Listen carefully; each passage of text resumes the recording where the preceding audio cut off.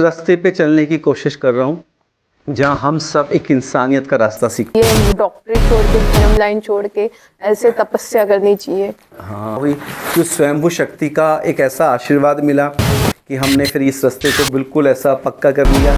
नमस्कार, आप देख रहे हैं पल पल। मैं हूँ श्रद्धा। अक्सर हम सोचते हैं योगी होने का मतलब है दुनिया को छोड़ देना या फिर गिरवे वस्त्रों तक सिमट जाना, लेकिन आज हमारे साथ एक ऐसी शख्सियत है जिन्होंने इस सोच को पूरी तरह बदल दिया। एक ऐसा चेहरा जो कभी इस आधुनिक लिबास में युवाओं के मार्गदर्शक बनते हैं तो कभी हिमालय की जमा देने वाली ठंड में महीनों तपस्या करते हैं, जिनकी 72 घंटे की महाकड़ी तपस्या से सबको हैरान कर देते हैं। वो जो आधुनिकता के साथ भी हैं और तपस्वी भी हैं, जिनकी मुस्कुराहट में सुकून है, जिनकी बातों में गहरा ज्ञान। स्वागत कीजिए अखंडानंद योगी राज श्री श्रीधर जी राजीव जी महाराज का। महाराज जी, आपका स्वागत है हमारे चैनल पर। सबसे पहले अपनी शुरुआती जीवन के बारे में, अपने बारे में हमारे व्यूवर्स को बता दीजिए जिन्हें उन्हें आपको समझने में थोड़ी आसानी है। नमस्कार, आपका भी बहुत बहुत स्वागत है कि आप हमसे मिलने आए और आप ये प्रश्न पूछ रहे हैं, क्योंकि लाइफ में कहते हैं ना, जब तक आप किसी से कनेक्ट नहीं होते, आप उन्हें जानते नहीं हैं, तब तक आप उस एनर्जी को फील नहीं कर सकते। तो हमारी भी एक नॉर्मल लाइफ रही है जैसे सबकी होती है। पढ़ाई किया, हम नेचुरोथेरेपिस्ट डॉक्टर बने, फिल्म लाइन में भी रहे हैं, तो ये सब चीज़ें लाइफ की रही हैं। पर ईश्वर का जो रास्ता होता है ना, वो होता सबके साथ है। मुझे तो कई बार लगता है कि भगवान ने, परमात्मा ने, जो भी शक्ति है, मुझे पकड़ा है, मुझे चूज़ किया है इस रास्ते के लिए, वरना शायद मैं तो कभी नहीं कर पाता खड़ी तपस्या। और जो उसकी कृपाएँ रही हैं बहुत ज़्यादा रही हैं। तो ईश्वर ने पूरी ज़िंदगी के एक एक रास्ते को सिखाया है, बताया है। तो आज अगर मैं बोलूँ कि दुनिया के शास्त्र, दुनिया की किताबें हमें बहुत कुछ सिखाती हैं, पर मुझे मेरी ज़िंदगी ने बहुत कुछ सिखाया है। मैं जब लोगों से मिलता हूँ तो मैं उनसे बहुत कुछ सीखता हूँ और वही मेरा सबसे बड़ा ज्ञान है। तो ज़्यादा मैं अपने बारे में क्या बताऊँगा कि मैं क्या हूँ, मैंने क्या किया है, क्या लाइफ है। बस एक नॉर्मल इंसान हूँ, उस रास्ते पे चलने की कोशिश कर रहा हूँ जहाँ हम सब एक इंसानियत का रास्ता सीखते हैं, प्रेम का रास्ता सीखते हैं। बस यही मेरे जीवन का सबसे बड़ा ज्ञान है। आपने बताया आप नेचुरोपैथी डॉक्टर हैं, आप फिल्म लाइन में भी रहे हैं, तो ऐसा मतलब क्या हुआ कि दुनिया से इतना ज़्यादा अनुराग छूट गया आपका? नहीं, मैं ये नहीं कह सकता मेरा अनुराग छूटा है।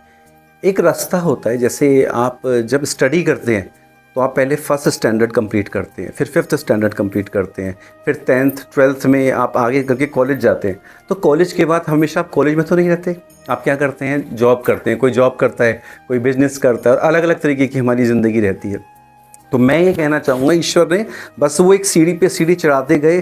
कुछ छूटा मतलब कुछ चीज़ें जो हमें लगता है कि संसार में बहुत ज़रूरी होती हैं, कि ये ज़रूरी है कि एक फैमिली में रहना है, शादी करनी है, ये सब करना है, वो दायरे सबके जीवन में आते हैं। लेकिन कभी कभी ईश्वर आपको ना स्पेशल चुनता है कि आप लोगों के लिए, परमात्मा के रास्ते पर चलते हुए आप लोगों को गाइड करते हो। आप अपनी ज़िंदगी के उन लेसन्स को ओपन करते हो जहां आपको देखकर लोग आपसे बहुत कुछ सीखते हैं। तो मैं आपसे ये कहूँगा कि ईश्वर ने मुझे कोई निराशा नहीं कि मैं संसार से निराश हो गया, ये कहने की बात होती है। कोई संसार छूटता नहीं है आपका, आप हमेशा संसार में ही रहते हो।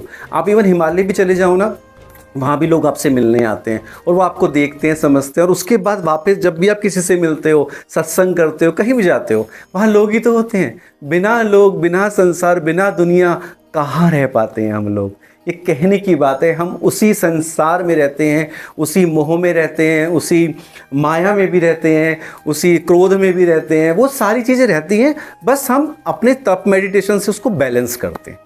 तो तब मेडिटेशन करने के लिए मतलब कि ऐसे विरक्त हो जाना, हिमालय जाना, ये सब ऐसा कौन सा आपके लाइफ में टर्निंग पॉइंट आया कि आपको लगा कि आपको अब ये डॉक्टरी छोड़ के, फिल्म लाइन छोड़ के ऐसे तपस्या करनी चाहिए? हाँ, ये मतलब टर्निंग पॉइंट मेरा तो ऐसा होता है कि ईश्वर जैसे जैसे मुझे कुछ फील कराता गया, मैं करता गया। जब मैं नेचुरोपैथी कर रहा था तो लगता था मुझे ये करना है, सिंगापुर में रहना है, वहाँ पर हॉस्पिटल ज्वाइन करना है, कुछ करना है, दिल्ली में ज्वाइन करना है।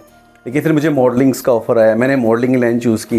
लेकिन एक होता है ना, आप सब कुछ कर रहे होते हो, आपको ईश्वर सब दिखा रहा होता है, लेकिन अंदर से जो एक इनर आपकी एक स्ट्रेंथ होती है, एक इनर खुशी होती है, आनंद जिसे कहते हैं, वो कहीं ना कहीं मिसिंग होता है।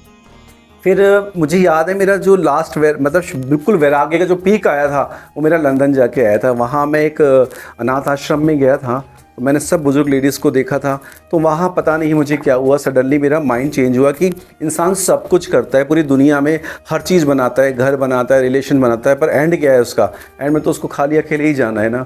लाइफ तो उसकी सिंपल वही है कि वो सिर्फ अपने कर्म लेके जाता है। तो मैंने ये रास्ता मतलब ये नहीं कि चूज़ किया है कि नहीं मुझे अब ये काम करना है, अभी मेरा बिज़नेस यहाँ नहीं चल रहा तो मेरे को ये बिज़नेस ज्वाइन करना है, ऐसा कुछ नहीं है। लाइफ जब आपके पास परमात्मा की कृपा होती है, आप जिस फील्ड में जाओगे आप नंबर 1 ही रहोगे। मुझे बस ये था कि नहीं, अब जो फ्लो में मुझे मिलता गया, मैं ध्यान करता गया, साधना करता गया, और धीरे धीरे धीरे रास्ता अपने आप बन गया। मैंने शायद नहीं चूज़ किया है, ईश्वर ने मुझे चूज़ किया है, और वो अपने आप हुआ है नेचुरली। आपकी ये मतलब आध्यात्मिक शुरुआत कहाँ से हुई? आपके गुरु कौन थे? आपने इसके मेडिटेशन तपस्या करने की शुरुआत कब से की, और आपकी पहली तपस्या से आपको क्या अनुभव मिला?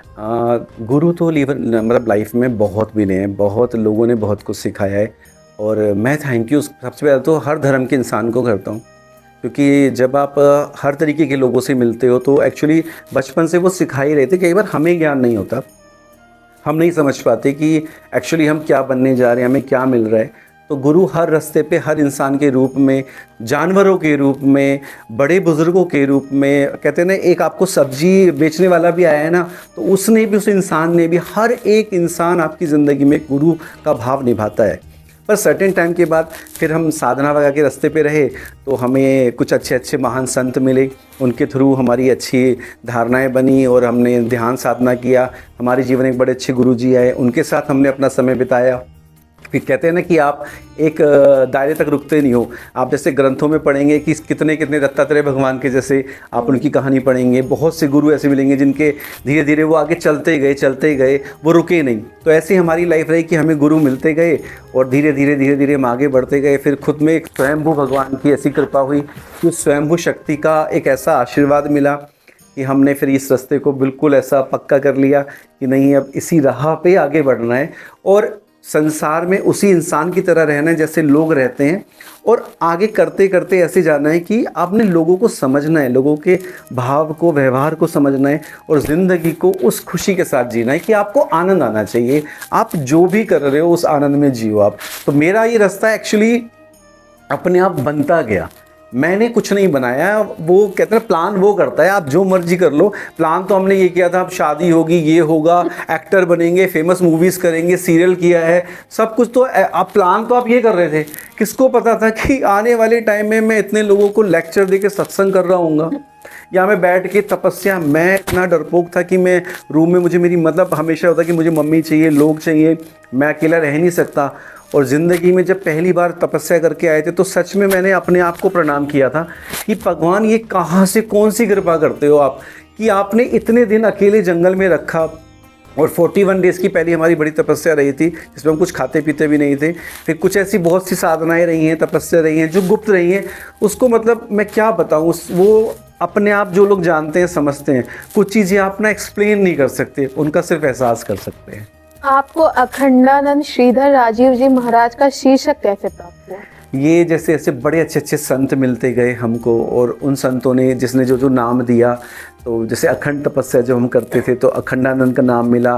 कुछ योगी हमें मिले थे गंगा जी के किनारे, उन्होंने योगी राज का नाम दिया। तो ऐसे ऐसे कुछ उपाधियाँ मिलती है। कुछ महाराज आज हैं, कुछ महाराज नहीं हैं। तो जब पहाड़ों पे जाते हैं तो आपको तो पता होगा कि ऐसे ऐसे महान संत हैं जिनके बारे में हम मतलब सोच भी नहीं सकते, उनकी कृपा मिली। पर मैंने ये सब कृपाएं ली, आशीर्वाद लिया, लेकिन मैंने ये डिसाइड किया कि मैं इन नामों को कभी लगाऊंगा नहीं। तो हमने हमेशा अपने नाम के आगे रखा है doctor Sridhar Rajiv ji, that's it, जो हमारा दीक्षित नाम है श्रीधर, जो पिंडदान के बाद मिलता है। ओके। आपको दीक्षा के बाद कैसा अनुभव हुआ? दीक्षा के बाद तो ज़िंदगी इतनी बदल गई, क्योंकि कभी आप ना बहुत डिफरेंट लाइफ जी रहे होते हो, जहाँ बहुत फ्री होते हो, बहुत मस्त होते हो। लेकिन जब आप संत बनते हो तो एक होता है जब आप एक्टर हो, तो लोगों की जो सोच है आपके प्रति बहुत अलग है कि आप महीने का इतना कमाते हो, आपकी ये लाइफ है, आप लग्जरी लाइफ जी रहे हो, आप स्ट्रगल भी चल रहा है, चाहे कुछ भी चल रहा है, चाहे कितनी भी परेशानी है, पर समाज को लगता है अरे वाह ये तो ये कर रहा है, ये तो वो कर रहा है। पर संत बनने के बाद क्या होता है कि लोगों की धारणाएं चेंज हो जाती हैं।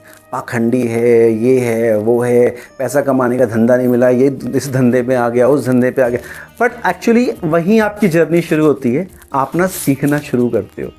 ये जो चीज़ें हैं ना, ये जो मतलब ध्यान और साधना में जो मिलता है ना, एक्चुअली में यहाँ आपका जो पेशेंस लेवल है और जो मंथन चलता है आपका, आप यहाँ से प्योरिटी की तरफ आगे बढ़ते हो।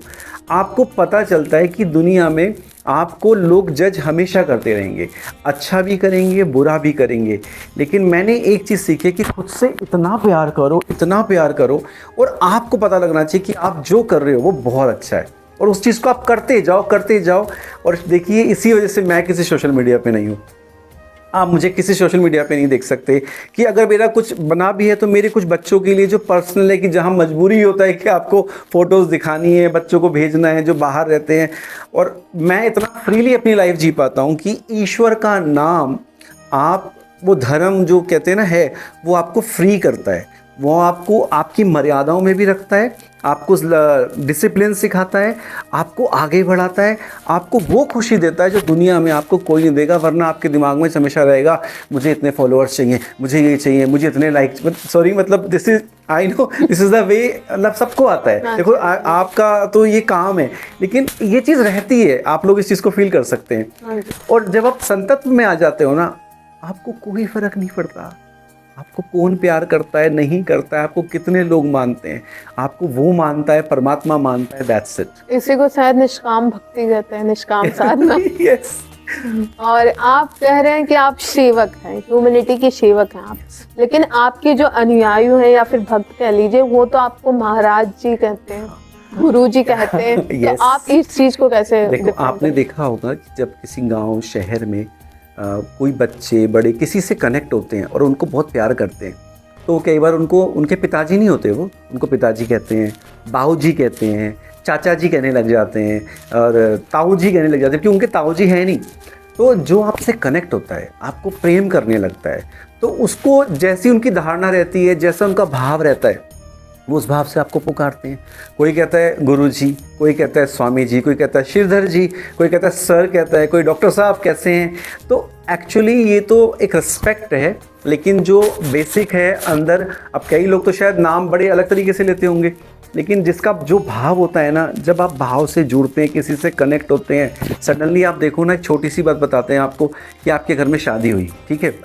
अब एक अनजान आदमी आपके घर में एंट्री लेता है, और वो सबका, अगर आपके घर में लड़की या बिटिया की शादी हुई है, तो सब उस आदमी को जब एंट्री लेगा तो क्या बोलते हैं, अरे जीजा जी आ गए। अब जीजा जी को क्या तुम 10 साल से जानते थे, 20 साल से जानते थे, और जीजा जी के साथ जो उनके पापा आए, मम्मी आई, बहन आई, अब सब उनको मौसी जी, मौसा जी, चाचा जी, और हम उनकी दरवाजे पे आरती उतारते हैं। हम उनको नहीं जानते थे, we don't know who is that person, but see, हम आने के बाद उनको पूरा वेलकम करते हैं, उतारते हैं आरती पूजा, और ऐसे तेल निखारते हैं। तो सेम चीज़ होती है कि जब आप किसी से कनेक्ट हो जाते हो, प्रेम करते हो, उनको अपना एक रिस्पेक्ट देते हो, तो वो आपके लिए एक रिस्पेक्टफुल होते हैं, फिर आप उनको जिस भी भाव से पुकार सकते हैं। आप अपने परिवार से कभी मिलते हो? यस, हम अपनी सिर्फ माता जी से मिलते हैं, साल 2 साल में वो एक बार हमारे पास आती हैं, और बहुत प्रेम से उनके साथ वो भाव रहता है, क्योंकि पिंडदान हुआ है, बिना पिंडदान कहे आप कभी गद्दी पर नहीं बैठ सकते।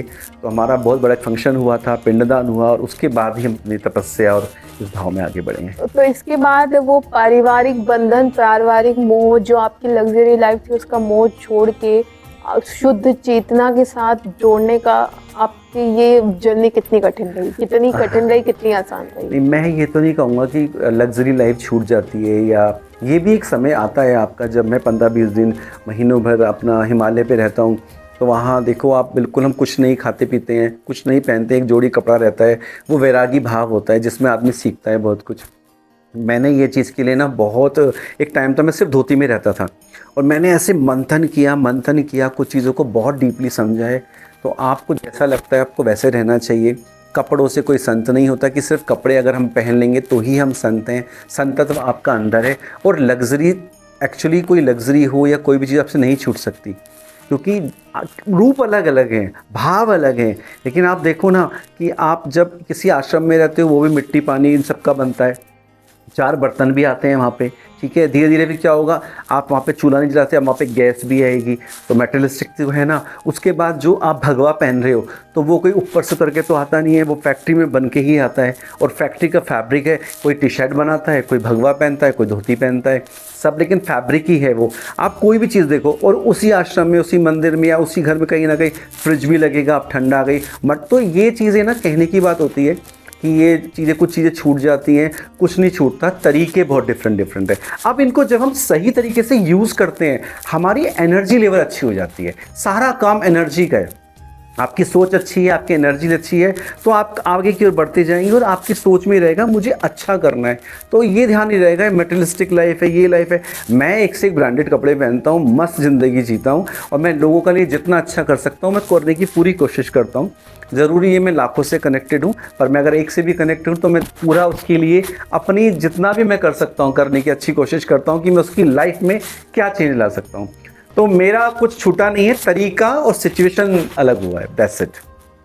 तो शादी में फिर आप क्यों नहीं कर लेते? नहीं, अगर ऐसा भाव आता और मुझ में ऐसी फीलिंग जागती कि मुझे शादी करनी है तो डेफिनेटली मैं शादी कर लेता। लेकिन ऐसा ना तो मेरे अंदर फीलिंग्स हैं, और जिस तरह की हम तपस्याएं करते हुए आए हैं, जिस तरह का हमने पिंडदान कराया है, और वो जो एक भाव लेके अपनी ज़िंदगी को चला रहे हैं, तो शादी तो अभी तक कोई ऐसा आया नहीं। और आपने अब तक कितने सालों तक की आपकी अभी तक की तपस्या हो गई, और आपकी सबसे कठिन तपस्या अभी तक कौन सी थी? कठिन तपस्या तो मतलब क्या कहेंगे कि हर तपस्या में अपने आप में एक आनंद है। कठिन तो है। कोई ऐसी तपस्या जो आपने शुरू की हो लेकिन आपको लगा हो इसे खत्म करना तो बहुत ही मुश्किल है, मुश्किल से आपकी वो तपस्या अपने एंडिंग पॉइंट तक पहुंची हो? हाँ, स्टार्टिंग टाइम में जब पहली बार मैंने मतलब हिमालय की तरफ गया था, तब मुझे बहुत, मैं डरा हुआ था कि कैसे होगा, क्या होगा। स्टार्टिंग के 2-3 दिन बहुत ख़तरनाक थे, जंगल था, और मुझे लगता था कि नहीं मतलब मैं कैसे कर पाऊँगा, ये मैंने क्या हो रहा है मेरे साथ, क्या नहीं। लेकिन फिर कुछ टाइम बाद जो ऐसी सिचुएशन चेंज होती है ना, आपका सब कुछ बदल जाता है। आप हिमालय में कितने दिन तक रहे हैं? मैं काफ़ी रहा हूँ, मैं 41 डेज़ रहा हूँ, मैं 2 मंथ्स रहा हूँ, फिर मैं अभी हर साल जाता हूँ 15-20 दिन के लिए, मैं हमेशा जाता हूँ। तो आपने तपस्या के लिए हिमालय ही क्यों चुना? हिमालय, अगर आप उसके बारे में रीड आउट करेंगे, आप ग्रंथों में पढ़ेंगे या आप ऐसे भी देखेंगे कि जो एक एनर्जी का लेवल होता है। देखो, मैं मन की शांति नहीं कह रहा, मन की शांति तो कहीं नहीं मिलती। आप हिमालय चले जाओ, जिनको शांति मिलनी है उनको घर भी मिल जाएगी, बाज़ार में भी मिल जाएगी, रेस्टोरेंट में भी मिल जाएगी। जिनको नहीं मिलनी उनको कहीं नहीं मिलेगी। शांति की बात नहीं होती, एक एनर्जी होता है।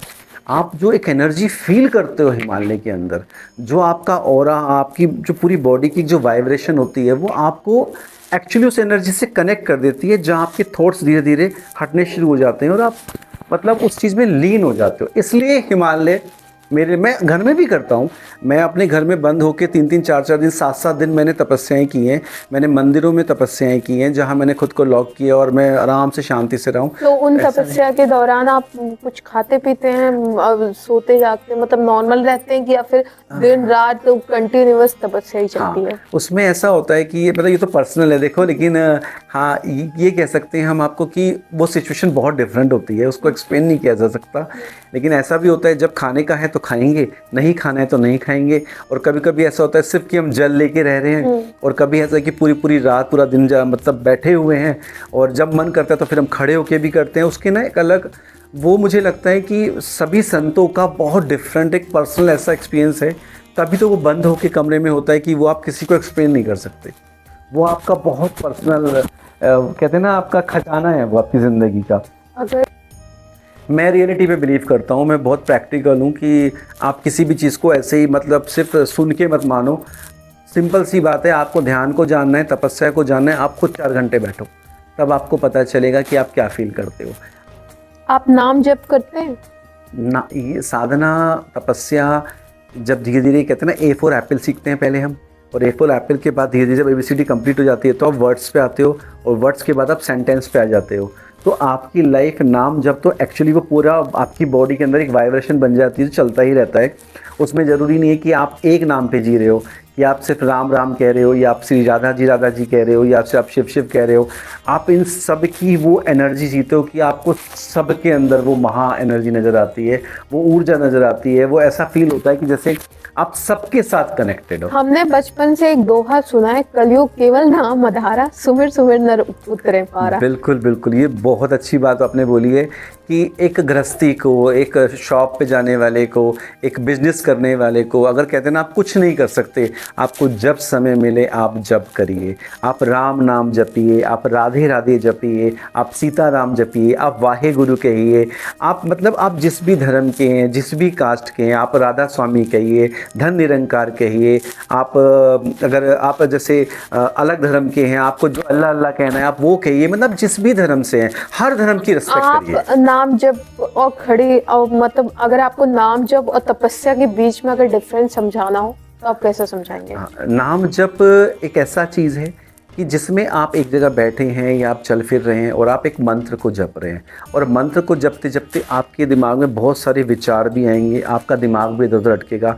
अगर आप शांति जगह पे बैठ के, मतलब आप बिल्कुल पक्के हो चुके हैं और आप शांति से बैठ रहे हैं, तो एक अलग फीलिंग आती है। एक होता है लोग चलते चलते जप रहे हैं कि हमें जपना है, हमें कोई लेना देना नहीं है कि हम मार्केट में हम किसको देख रहे हैं। आपने देखा होगा बहुत से लोग माला लेके जपते रहते हैं और बातें भी कर रहे होते हैं, और कई बार मोबाइल भी चला रहे होते हैं, और वो जिनका जप चलता रहता है तो उनको होता है कि हमें सिर्फ जपना है। तो ये एक जप हो गया। एक तप होता है कि आपका पूरा शरीर तपता है। आप देखिए, जैसे अब मैं खड़ी तपस्या कर रहा हूँ, आप 4 घंटे खड़े होकर देखिए, आप 8 घंटे सिर्फ खड़े रहिए, आपकी बॉडी आपको बता देगी कि आपको क्या फील हो रहा है। आपके पैर आपको बताना शुरू कर देंगे कि आप क्या फील कर रहे हो। आपकी कमर आपको बताना शुरू कर देगी कि आपको कैसा पेन हो रहा है। और जप में आप मदमस्त हो, एक मस्ती आती है, लेकिन तप में आप जलते हो। आपकी पूरी एनर्जी, जैसे कहते हैं ना गैस में हमने एक तिल्ली लगाई और वो गैस जलनी शुरू हो गई, तो जिस पे आप जो भी चीज़ रखोगे वो उबलनी शुरू हो जाती है। महाराज, एक होता है तप मार्ग, एक होता है ज्ञान मार्ग, एक होता है प्रेम मार्ग, तो आप इन तीनों मार्ग में से आपने तप मार्ग चुना? नहीं, मैंने ये सारे मार्ग चुने हैं। मैंने ही सब मार्ग के का मतलब अपनी ज़िंदगी में उतार लिया। आपके जीवन में प्रेम होना चाहिए, क्योंकि आप प्रेम नहीं होगे तो आप कैसे किसी की बात को समझोगे, आप कैसे जानोगे उस इंसान का भाव क्या है। आपके जीवन में भक्ति मार्ग भी होना चाहिए कि सामने वाला आपके प्रति भक्ति रखता है, परमात्मा के प्रति भक्ति रखता है, उसके पास ना कोई ज्ञान है ना उसके पास कोई मंत्र है, वो सारा दिन अपने काम में बिजी है, लेकिन उसकी आत्मा इतनी प्योर है कि वो एक बहुत अच्छा इंसान है। तो आत्मा प्योर कैसे होती है? या तो वो तो भगवत नाम से होती है, या फिर आपकी तरह या तो सबको तपस्या कर नहीं सकते। नहीं। लेकिन आम इंसान को अपनी आत्मा शुद्धि के लिए, अगर आत्मा शुद्धि होती तो हमारा जन्म ही क्यों होता? तो हम तो डिवाइन पावर में अब तक विलीन हो चुके होते। आत्मा की शुद्धि नहीं है, इसीलिए शायद हमारा जन्म हुआ है, और उसी आत्मा की शुद्धि हमारा परम लक्ष्य है। और इसी लक्ष्य को प्राप्ति के लिए 3 मार्ग बनाए गए, ज्ञान मार्ग, तप मार्ग, प्रेम मार्ग। हाँ। तो आप बता रहे हैं आप तीनों मार्ग लेके चल रहे हैं, ऐसा कैसे हो सकता है? आप हमारे जो आइडियल हैं, हम जितने भी धरती पे अवतार हुए, आप देखो वो इंसान रूप में ही आए थे। राम जी, कृष्ण जी, जिनके भी हम नाम लेते हैं, जिनकी हम कहानियाँ आज तक सब कथाओं में वही तो सुनाते हैं। आपने किसी और बात की सुनी? आपको जो भी एग्जाम्पल देंगे लोग भगवान के नाम पे देंगे या देवी के नाम पे देंगे, उनकी स्टोरियाँ बताते हैं। तो इंसान रूप में आके उन्होंने क्या सिखाया? आत्मा तो पवित्र ही है, हर इंसान की आत्मा पवित्र है। एक कर्म होता है, जो आदमी का कर्म खराब होता है या अच्छा होता है या बुरा होता है। आपने पूरे दिन 8 घंटे में क्या क्या किया, ये आपका कर्म है। आपकी सोच से, आपने चीज़ों से, आपके बोलने से, आपके देखने से। तो परमात्मा ने जब इस धरती पर एक महाशक्ति के रूप में, जिस भी भाव से, अगर हम इंसान की तरह भी माने उनको, तो वो इतने अच्छे से आए और उन्होंने आके ऐसे जुप जुप जुप जुप नहीं किया कि मैं राम जी हूँ, मैं कृष्ण जी हूँ, मैंने ये कर दिया।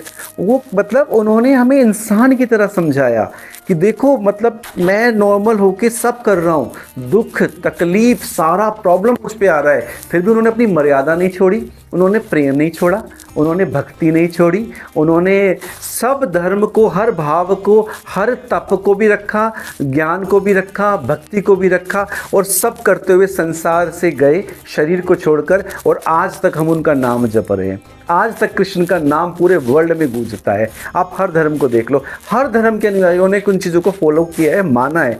तो उन्होंने हमें देखो ना कितना कुछ दिया। तो कहाँ कह सकते हैं कि अगर हम शरीर में नहीं हैं हम तो शुद्ध आत्मा है।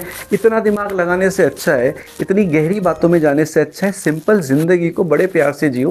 कि अगर आप किसी को अपना मानते हो, आप अपनी किसी धर्म से जुड़े हो, आप श्री राम जी को मानते हो, कृष्ण जी को मानते हो, नानक जी को मानते हो, साईं जी को मानते हो, अल्लाह, जिसको भी मानते हो आप ये सोच के चलो कि हर धर्म में एक चीज़ सिखाई है कि आप प्रेम करते हुए, भक्ति करते हुए अपनी ज़िंदगी को बेस्ट जियो और सबके प्रति अच्छा रखो। और जहां आपको ठीक नहीं लग रहा उस रास्ते से निकल जाओ, लेकिन आप वहां लगे मत रहो। आप प्रार्थना करो, प्रेयर करो। हर प्रेम भाव में ज़िंदगी बदलती है। दुनिया सबसे पहले ये सिखाता है हर चीज़ की, आप पहले इंसान बनो, एक अच्छे इंसान बनो, क्योंकि ईश्वर हमें वही सिखाने के लिए धरती पे भेजा है कि आप अगर इंसान नहीं बने, महात्मा बन गए। अच्छे इंसान को आप कैसे डिफाइन करेंगे? अच्छे इंसान का मतलब होता है कि ज़िंदगी में कि आप जो भी कर रहे हो आप सोच समझ के करो, आप अपनी ज़िंदगी को जी रहे हो, आपकी वजह से किसी को दुख नहीं होना चाहिए, आपकी वजह से किसी को पीड़ा नहीं होनी चाहिए, आप किसी को ज़बरदस्ती लूटने की कोशिश मत करो। आपकी ज़िंदगी में अगर 5 लोग हैं, 10 लोग हैं, आप जितना संभाल सकते हो उन रिश्तों को संभालो, उनके साथ हो। और अगर आपका नहीं निभ रहा है आप आगे मूव ऑन हो। आप ऐसा कुछ मत करो, आपका नहीं निभ रहा आप मूव ऑन हो जाओ। अगर आपका नहीं निभ रहा, सामने वाला आपसे अटैच है, इमोशनली अटैच है, किसी भी तरह से अटैच है, तो उसको आप अपने लिए अगर आप उसको छोड़ के मूव ऑन कर रहे हो तो ये भी तो नहीं, मूव ऑन का मतलब ये नहीं होता है आपकी आज आप पहली बार में सडनली आप नाराज हो गए और आप मूव ऑन हो जाओगे। मूव ऑन का मतलब क्यों कहा गया है कि एक हद तक आप उस हर रिश्ते को बहुत प्रेम से निभाओ। आपने महाभारत देखी है? महाभारत में कृष्ण जी ने पूरी कोशिश किया कि भाई ये चीज़ महाभारत नहीं होनी चाहिए, सब कुछ संभाला। साक्षात श्री कृष्ण वहाँ पर विराजमान थे।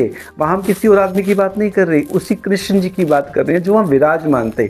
और आप देखो पूरी महाभारत हुई, जो अच्छा जो थे गलत लोग वो तो मरे मरे, जो इतने बड़े महान पुरुष थे, जो कितने बड़े संत महात्मा थे, उन सब के ऊपर भी तीर लगे। तो आप इस चीज़ को सोचो कि क्या वो धारणा रही होगी, क्या वो समय रहा होगा। तो मूव ऑन का मतलब है कि जब तक संभाल सकते हो आप संभालो। अब कोई चीज़ इतनी हावी हो रही है कि आपके वो इमोशन के चक्कर में आपकी पूरे साल खराब हो रहे हैं, आपकी लाइफ ख़राब हो रही है, आप डिप्रेशन में जा रहे हो, आप शराब का सेवन कर रहे हो लेकिन आप निकल नहीं पा रहे हो। तो आप इसको क्या चाहोगे कि वो बंदा बिल्कुल मर जाए, ख़त्म हो जाए? इससे अच्छा तो है ठीक है जो हो गया, जिंदगी खत्म नहीं होती। बेटा हारो मत, आगे बढ़ो, सब अच्छा होगा। आपने ग्रंथों को पढ़ा है? आपने कौन कौन से ग्रंथों को पढ़ा? नहीं, मैंने कोई ग्रंथ को नहीं पढ़ा, मैंने जिंदगी के ग्रंथ को पढ़ा है। मैं तो सभी ग्रंथों ये महाकड़ी तपस्या का विचार कैसे आया आपको? ये विचार बस एक्चुअली काफ़ी लोगों को मतलब देखा है, सुना है। बचपन से बाहुबली महाराज की कथा सुनी थी, उनको देखा, और एक हम महाराज जी मिले थे, हमने उनको देखा, वो तपस्या करते थे। बस अचानक से भाव जाग गया। तो आपने बिना अध्ययन किए अपने मतलब ये कहानियां सुन के आपने ये डिसीजन लिया? नहीं, मैंने कहानी नहीं सुनी, अपनी आंखों से देखा है। कहानी सुनना होता है कि आप किसी बुक की स्टोरीज पढ़ते हो और दुनिया को रोज़ वो सुनाते हो। मेरे अगर आप सत्संग सुनेंगे या मेरा कोई लेक्चर सुनेंगे, मेरी कोई काउंसलिंग सुनेंगे, तो मैं कोई भी वो बातें नहीं करता कि जो मतलब किताब में लिखी है। मैं लाइफ से कनेक्टेड होता हूँ। अगर कोई रो रहा है तो उसकी वो रियल सिचुएशन है, आप उसको ज्ञान बांट के 2 मिनट का आप उसका रोना बंद नहीं कर सकते, आप उसको रिलीज़ करोगे ही। वो आपको नहीं पता ना वो किस वजह से रो रहा है। और दूसरी चीज़ ये होती है कि आप किसी की पर्सनल चीज़ें, जैसे लोग परेशान होते हैं तो अपनी पर्सनल बातें सबके सामने, मैं कहता हूँ उस इंसान वो किस दायरे से निकल के आया है, उसकी क्या सिचुएशन है, आप सबके सामने वो शेयर नहीं कर सकते। तो मैं उन चीज़ों को थोड़ा कंट्रोल रख के चलता हूँ कि नहीं, वो दुनिया में इतने लोगों की इतनी कहानी है। आप ध्यान से सुनिएगा कि हर एक इंसान की कहानी है और हर कहानी के पीछे एक रीज़न है। ये परमात्मा ने भी हमें सिखाया है। हर इंसान सड़क पे बैठा हो, महल में बैठा हो, करोड़पति है, अरबोपति है, आप देखना सबकी एक कहानी है। और यही कहानियाँ कुछ कहानियों को हम सुन चुके हैं जो लिखी हुई हैं, और कुछ कहानियाँ ऐसी हैं जो हमें आज तक नहीं पता। तो मैं पर्सनल जो सामने के सामने चीज़ें मिलती हैं मैं उसको जीना पसंद करता हूँ। वही मेरे जीवन का सबसे बड़ा ज्ञान है। और मैं ग्रंथों की बहुत रिस्पेक्ट करता हूँ। समय आता जाएगा तो पढ़ता भी जाऊँगा। आपने 41 डेज तक आप रहे हैं। हाँ जी। आप वहाँ पे दिनचर्या कैसी रहती है और आपकी दिनचर्या कैसी है? मेरी दिनचर्या तो बहुत अच्छी रहती है कि मैं अपने आप को सबसे लकी मानता हूँ कि जब पूरी दुनिया बंद थी, पूरी दुनिया जब बड़े बड़े सब धर्म की जगहें बंद थी, मैं ऐसा अकेला इंसान था कोरोना में कि मैंने कोरोना सफ़र नहीं किया। मैं हिमालय पर था तपस्या के टाइम पे, दोनों टाइम पे कोरोना हुआ। और मेरे लिए यही है कि वर्ल्ड का शायद पहला इंसान होऊंगा जो करुणा में खुले आसमान में अपनी सारी तपस्याएं कर रहा था। दुनिया में ऐसा मिरेकल, बॉम्बे से आना, फ्लाइट पकड़ के यहाँ उतरना, फंक्शन करना और तुरंत चले जाना, और जाते ही 2 दिन बाद पूरा वर्ल्ड बंद हो गया। तो मेरे लिए तो मेरे परमात्मा ने, मैं कहता हूँ मैं खुल के, कि जो मुझे दिया है शायद ही किसी को दिया होगा।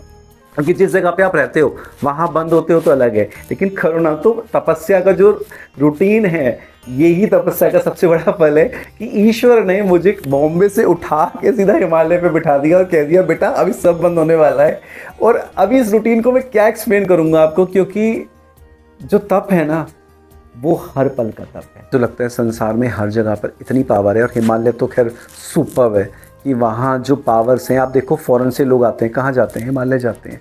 बड़े बड़े लोग कुछ सीखने आते हैं, आप ऋषिकेश में जाके देखो, लोग योगा सीख रहे हैं, ध्यान सीख रहे हैं। कहाँ से? इंडिया के लोग नहीं हैं, सब फॉरेन से लोग आके वहाँ बैठे हुए हैं। सब लोग आपको जब हिमालय जाएंगे, आपको इंडियन संत तो जो बड़े बड़े महान दिव्य संत बैठे हैं वो तो हैं ही, लेकिन आपको बाहर विदेश के लोग मिलेंगे जो ध्यान साधना कर रहे हैं। ठीक है। आप मतलब हिमालय में हम लोग थोड़ी सी ठंड में कपकपा जाते हैं, आप हिमालय में कैसे सर्वाइव करते हैं? आप मतलब वहाँ गर्म कपड़े तो आई थिंक वहाँ पे काम भी नहीं करते होंगे, इतनी ठंड होती होगी, लेकिन वहाँ पे सर्वाइवल कैसे पॉसिबल होता है? नहीं, लेके तो गर्म कपड़े हम भी जाते हैं, लेकिन वहाँ ना जाने के बाद जो नज़ारा और बॉडी कैसे चेंज होती है, जब कुछ खाते नहीं हो बॉडी बहुत हल्की हो जाती है। और हम तो क्या है, हम तो मतलब तिनका हैं, पैर का तिनका। जो महान संत वहाँ बैठे हैं, जो सालों सालों से वहाँ रहते हैं, आप उनको देखो, उनकी दिव्यता देखो। हम तो ऐसे ऐसे महात्माओं से मिले हैं जिनके बारे में एक्सप्लेन भी नहीं कर सकते। मुझे तो लगता है परमात्मा के रूप में ही वो महान संत वहाँ विराजमान है, तो वो ऑटोमेटिकली हो जाता है, आपकी बॉडी सेट हो जाती है। तो वहाँ ठंड है, ये सब यहाँ रह के लगता है। यहाँ के मुझे लगती है कुछ चीज़ें कि ठंड लग रही है, वहाँ जाने के बाद तो अब मैं धोती में घूमता हूँ मस्त आनंद आता है। आपके आराध्य कौन है और आपकी सबसे ज्यादा कौन से नाम में निष्ठा है? हाँ, ये बड़ा सुंदर क्वेश्चन है मेरे आराध्य मेरे स्वयंभू भगवान है, आप वहाँ देख सकते हैं वो विराजमान है। तो स्वयंभू भगवान मतलब शिव नारायण स्वरूप एक कलश के रूप में विराजमान है जिसमें जल है। अब इसका कॉन्सेप्ट क्या है कि इस धरती पे आप क्यों हो? इस धरती पे आप इसलिए हो क्योंकि यहाँ पर जल है। इस धरती से मैं जल हटा दूँ तो आप यहाँ सर्वाइव नहीं कर सकते, और 72% हमारी बॉडी में जल है। तो हम सर्वाइव करते हैं इन सब चीज़ों की वजह से। तो वहाँ स्वयंभू रूप में शिव नारायण स्वरूप में भगवान विराजमान है, और बाकी देवी देवता हैं। तो मैं शिव को आप कहो, या शिव के रूप में कहो, नारायण के रूप में कहो, माँ, और इन दोनों की जो शक्ति है जिसको हम स्त्री के भाव में देखते हैं, दुर्गा के भाव में देखते हैं, महागौरी के भाव में देखते हैं, उसको हम अपना आराध्य मानते हैं। खड़ी तपस्या के दौरान आप कैसा अनुभव करते हैं? आपको फिर दर्द नहीं होता? आप 4 दिन तक खड़े रहते हैं बिना उसके, आप उसके बीच में 1 सेकंड के लिए भी विश्राम नहीं लेते? विश्राम इन द सेंस कि वही एक झूला बना होता है, उस पर ऐसे लेटे रहते हैं, ऐसे अलग जाते हैं। तो फिर लोग आते हैं, फिर सत्संग होता है, साधना होती है, मेडिटेशन कराते हैं। मतलब जब आप लोग जो बैठे होते हैं या जब आप तप रहे होते हो तो विश्राम क्या है ना, जो बैठे हैं ना उनको देख के विश्राम हो जाता है। प्रेम की शक्ति ऐसी है कि आप जब अपने ईश्वर से प्रेम करते हो या अपने गुरु से प्रेम करते हो, या प्रेम शब्द आपके लिए क्या? सबसे पहले प्रेम डिफाइन कर दीजिए आप। ये ठीक था प्रेम शब्द ऐसा है कि प्रेम ना मतलब कोई कंडीशन नहीं है। प्रेम में ना लोग शरीरों से चीज़ों को जोड़ते हैं। प्रेम ऐसी चीज़ है कि आप पूरा दिन पूरी रात किसी के साथ बैठ के निकाल दो, आप इतना मतलब उस भाव को जीते हो, वो प्रेम आपको कहाँ से कहाँ पहुँचा देता है, आपकी सोच बदल देता है, आपका बैठना उठना, आपके हर एक बुरे विचारों को निकाल देता है। और कहीं ना कहीं ऐसा इमोशन जागता है कि आप बिना, जैसे आपके क्वेश्चन भी होंगे ना, या आप कुछ मांगना भी चाहते हो, आपका कुछ नहीं, आपका सिर्फ हाथ जुड़ेगा और कहोगे ये प्रेम है जिसने मुझे पता नहीं क्या क्या दे दिया, मुझे कुछ नहीं चाहिए ईश्वर, बस कभी मुझसे दूर मत होना, मतलब साथ रहना। और वो आपकी आंखों को ऐसा भर देता है ना कि ऐसा लगता है जैसे इतना सा भी है ना उसके लिए थैंक यू, जो दिया है ना जैसा भी दिया है थैंक यू, ये प्रेम। और जहाँ प्यार आ जाता है वहाँ आपका ये चाहिए वो चाहिए, ऐसा करना, हम प्लानिंग में लग जाते हैं। कंडीशंस, रिश्तों में भी कंडीशन कि अगर अच्छा करते रहोगे तो लोग खुश रहेंगे, आप थोड़ा सा उनसे हट के कुछ गलत कर दो, आपकी बैंड बजा देंगे, आपको जज कर देंगे, आपको गालियां दे देंगे, आपको पता नहीं क्या क्या कह देंगे। तो प्रेम प्यार की परिभाषाएं लोगों के हिसाब से बड़ी डिफरेंट है, पर मेरे लिए तो ऐसा है कि प्रेम आपको जीवन देता है, प्रेम आपको ऐसी ऐसी ऊर्जाओं से मिलाता है, आपको एहसास कराता है। एक होता है कि खुश आप सुबह होंगे, शाम को आपको गुस्सा आ जाएगा, आपका चेंज हो जाएगा, लेकिन आप जब आनंद में जीते हैं तो आप चाहे कितने भी परेशान हो, कितने भी दुखी हो, आपका वो सोल का जो आनंद है कभी जाएगा नहीं। और वो प्रेम है, वो प्रेम ही आपकी वो ताकत बनता है कि आप हार जाओगे, आप फिर भी नहीं गिरोगे, आप उठोगे, क्योंकि आपको पता है कोई है, कोई पावर, कोई एनर्जी, कोई है साथ में जो मुझे कभी नहीं गिरने देगा। तो सब कुछ प्रेम ही करते हैं, तो तपस्या का फिर क्या महत्व रह गया? प्रेम तपस्या का ही एक फल है ना हमारे जीवन में। आप देखो कि आप तप एक अलग, एक होता है ना कि जैसे बोला ABCD, ये सब मिलके एक वर्ड बनता है, और पहले वर्ड बनता है, उसके बाद वो सेंटेंस बनता है, फिर सेंटेंस के बाद हम उसको जीवन में जीना शुरू करते हैं। तो ये तप, ये प्रेम, ये मर्यादा, ये आस्था, ये विश्वास, ये समर्पण, ये सारा एक पूरा संजोग बन के ना आपके जीवन की पूरी धारणा बनता है, और आपको जीवन सिखाता है, आपको चलना सिखाता है, आपको बैठना सिखाता है, आपको जीना सिखाता है, और जब अंत में आप जा रहे होते हो ना, आपको हर एक बात का एहसास कराता है। आपकी जब मम्मा आपसे मिलने आती हैं तो उनका क्या रिएक्शन रहता है आपको देख के? माँ का रिएक्शन अपने बेटे के लिए बेटे का ही रहेगा जीवन भर। माँ प्राउड फील करती है, और एक माँ को तो ही होता है कि मेरा बेटा शादी करता है, सेटल होता है, ये करता है, वो करता है, उन्होंने हर भाव को जिया है, पर वो बहुत खुश होती हैं जब हमारे साथ। ये तो वही लोग जान सकते हैं जो हमें पर्सनली जानते हैं कि अपनी मम्मी के साथ कैसे रहते हैं, तो वो जो मोमेंट होता है वो बहुत डिफरेंट होता है, उस टाइम उनके बेटे बन जाते हैं। तो आपकी मम्मा आपके साथ क्यों नहीं रहती? मम्मा साथ इसलिए नहीं रहती हैं, वो वैसे तो खुश हैं, मस्त हैं, लेकिन कहीं ना कहीं जब आप इस रास्ते पर होते हो तो मोह माया तो है, पर कहीं ना कहीं जब आप माँ वाला तत्व रखते हो ना, तो आप बहुत बंध जाते हो, फिर आप वहाँ पर अलग एक मम्मा की तरफ से कभी डिमांड नहीं हुई कि बेटा मेरे को तेरे साथ रहना? कभी नहीं। टचवुड कि वो ये कहती है कि अगर तुमने, जब हमारे पिताजी गए थे संसार से, उन्होंने एक ही बात कहा था कि तुमने ये रास्ता चुना है ना, चाहे दुनिया तुम्हें माने या नहीं माने, तुम्हारे लोग तुम्हें गाली दें, बुरा बोलें, इस रास्ते पे चलते जाना, आगे बढ़ते जाना, क्योंकि मैंने तुम्हारा दान किया है। शुरुआत से ही आपके परिवार ने इस चीज़ के लिए आपको सपोर्ट किया, मतलब आपको? मेरे पेरेंट्स, मैं बहुत मॉडर्न तरीके से ज़िंदगी जीने वाला, खुश रहने वाला, मस्त इंसान था, और पेरेंट्स होते हैं, वो हमेशा आपको प्यार करते हैं और साथ देते हैं, और मैं हमेशा ज़्यादा रहा भी नहीं अपने पेरेंट्स के साथ, मैंने हमेशा ट्रैवल किया है, मैं अकेला रहा हूँ। और लेकिन हमारी माता जी एक चीज़ कहती है ना कि जब आप पिंडदान कर दिया, पिंडदान का मतलब होता है मैंने अपना पुत्र दान कर दिया, और दान वाली चीज़ को आप बार बार नहीं पकड़ सकते हैं। आपने उस चीज़ के लिए अपने परिवार को कैसे कन्विंस किया? ऐसे कोई माँ बाप ऐसे अपने बच्चे का दान तो कर नहीं देंगे, आपने उस चीज के लिए उनको कन्विंस कैसे किया? उनको तैयार करना कितना मुश्किल रहा आपके लिए? आप देखो ना, ये कितनी बड़ी बात है कि आप अपने बेटे को शराबी बनते हुए देख सकते हो, आप वो याश हो फिर भी आप मस्त रहोगे, आपका बेटा डॉक्टर बने, इंजीनियर बने, ये बने, हर पेरेंट्स ही चाहते हैं। कौन पेरेंट्स चाहता है मेरा बेटा संत बने? और ऐसा बच्चा 90% तो लोग कहते हैं कुछ काम धंधा करना नहीं हुआ, चल बाबा बन गया, पर हमारे साथ तो ऐसा नहीं था। ऑलरेडी आप देख सकते हैं हमने काम किया है कि अपनी लाइफ में आगे ही बढ़ रहे थे, और आगे और भी बहुत कुछ कर सकते थे। लेकिन क्या होता है कि जब वो परमात्मा आपको चूज़ करता है, या आपके भाव ऐसे बनते हैं, आपके विचार ऐसे बनते हैं, आप उस रास्ते पे चलते हो, तो मुश्किल होता है एक माँ बाप के लिए अपना बेटा दान, क्योंकि जो वो सफ़र करते हैं ना कोई नहीं कर सकता। लेकिन उनकी हिम्मत है, मैं धन्य हूँ कि मुझे ऐसी माँ मिली, और मैं तो चाहूँगा हर जन्म में मुझे वही माँ मिले, क्योंकि आसान नहीं है। जिस माँ के बेटे को आप रोज़ दिन गालियाँ दो, दिन रात आप कोसों के पाखंडी था, ये था, अरे इनके बस की काम करना नहीं होगा, वो माँ सुनना बड़ा मुश्किल है। आज आप लोग भी अपनी ज़िंदगी जीते हो, सोचो आपको ये बात कोई बोल के जाए तो कैसा फील करोगे? आप अपना बच्चा दान कर सकते हो? नहीं कर सकते। तो ये कितनी बड़ी हिम्मत होती है। तो मेरा ये आज एक रिक्वेस्ट भी है सबके लिए कि दुनिया में कोई साधु संत या कोई भी इंसान, जॉब करने वाला, बिजनेस करने वाला, कोई भी हो, आप उसे जज मत करिए। आपको वो अच्छा नहीं लगता, आप उसकी ज़िंदगी से हट जाइए, लेकिन आप उस इंसान के बारे में आप धारणा मत बनाइए कि संत ऐसे होते हैं, लोग ऐसे होते हैं, कथावाचक ऐसे होते हैं, ये ऐसा होता है, बिजनेसमैन ऐसा होता है, वो ऐसा होता है, ये ऐसा था, वो ऐसा था। हर आदमी का अपना कर्म है। रावण का अपना कर्म था, तब भी राम विराजमान थे, और राम जी का अपना कर्म था। कंस का अपना कर्म था, कृष्ण का अपना कर्म था, और हर इंसान ने अपने कर्म का भोग जिया है। इवन मैं किसके नाम लूँ, आपने देखा है अभी भी जो बुरा करता है, वो चाहे साधु संत हो, चाहे वो आम आदमी हो, चाहे वो बिजनेसमैन हो, चाहे वो लॉयर हो, चाहे वो डॉक्टर हो, हर इंसान को उसके कर्मों का फल मिलता है भाई। यूनिवर्स देता है उसको। अप एंड डाउन सबकी ज़िंदगी में आते हैं। तो आप कभी किसी को मत जज करो। ये मेरी मैं रिक्वेस्ट करता हूँ कि अगर कोई सुने कि आपको किसी ने हक नहीं दिया कि आप लोगों को जज करके बताओ कि आप ये और आप वो। क्योंकि आप जब करो तो आप 10 बार अपने अंदर देखना कि एक्चुअली में आपका जीवन क्या है, आप कहाँ खड़े हो, आप क्या कर रहे हो, आप किसी से कैसे बात करते हो। आप 10 लोगों को अपना बना के दिखाओ तो आपको पता चलेगा। 10 लोगों के दिल की बात सुन के देखो। आप 2 लोगों की बात सुनोगे, आप जिस दिन उससे गुस्सा हो जाओगे, आप वो बातें 4 जनों को बता दोगे।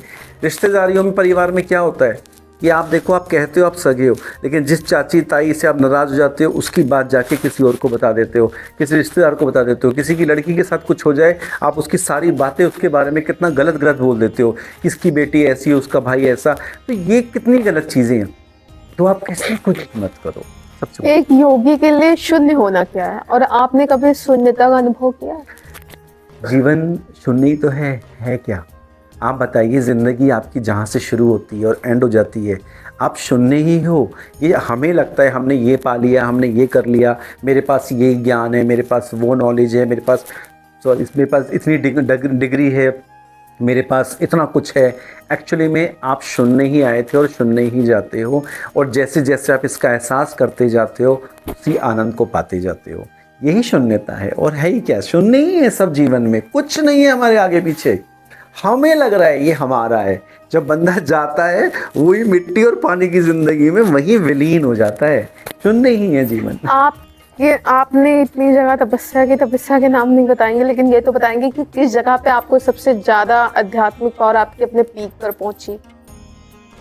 पाया है मैंने उसको, नाम क्या बताऊं, जीवन की है धारणा, जीता मैं जाऊं, हर पल का है नाम ये, कितने सारे धाम ये, हर स्थान की गाथा कैसे मैं सुनाऊं। तो एक एक शब्द में, एक एक बात में ऐसा आनंद है, ऐसी कृपा है कि उसको मैं तो बस हाथ जोड़ लेता हूँ कि मैं उसको एक्सप्लेन करूँ तो कैसे करूँ। कि ऐसा रस दिया है उसने, ऐसा आनंद दिया है, ऐसी खुशी दी है कि 16 आनंद दे दिया कि आज कुछ भी नहीं है। मेरे कोई लाखों फॉलोअर्स नहीं है, मेरी ज़िंदगी में ये नहीं कि बहुत लोग मुझे जानते हैं, पर क्या ज़िंदगी है, कितना आनंद है। ये धर्म की जो ये प्रभावना मिलती है ना, मैं तो कहता हूँ यही सब कुछ है जीवन का। और ये बहुत कम लोगों को मिलता है, मुझे मिला है।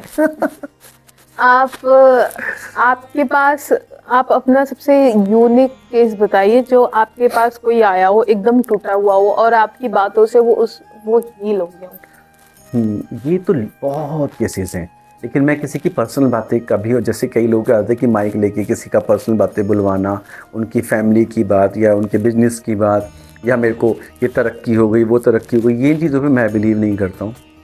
क्योंकि जब आपके पास कोई आता है तो वो इतना टूट के, इतना अंदर से, मतलब उसके पास कोई आसरा नहीं होता, और वो अपनी पूरी फीलिंग्स लेके आपके पास आता है और वो अपनी पूरी वो चीज़ शेयर करता है आपसे। तो आप उसके साथ खेल नहीं सकते, आप वो 4 जनों के में उसका तमाशा नहीं बना सकते। तो इतनी मेरी ज़िंदगी में मुझे लोग मिले जिनकी लाइफ में वो इतने डिप्रेशन से निकले, इतनी एंजाइटी से निकले। वो कहते हैं गुरुजी, जब जो लोग गुरुजी बोलते हैं, स्वामी जी बोलते हैं, कि सिर्फ आपसे मिलने की वजह से ना चेहरे पे ऐसी मुस्कुराहट आ जाती है कि मैंने एक गाना सबको सिखाता हूँ। जब बातचीत हो जाती है हमारी, काफ़ी टाइम हम मिलते रहते हैं, मैं उनको बोलता हूँ जो होगा देखा जाएगा। एक तो आप ये लाइन हमेशा बोला करो। और एक फिल्मी ही गाना है, हंसते हंसते कट जाए रस्ते, जिंदगी यूं ही चलती रहे, खुशी मिले या गम बदलेंगे ना हम, दुनिया चाहे बदलती रहे, इतना दिया है तूने बाबा, झोली मेरी भरती रहे, खुशी मिले या गम बदलेंगे ना हम, दुनिया चाहे बदलती रहे। तो लोग आए हैं, लोगों ने अपने दिल की बातें रखी हैं, लेकिन उनकी ज़िंदगी में बहुत बदलाव आया है।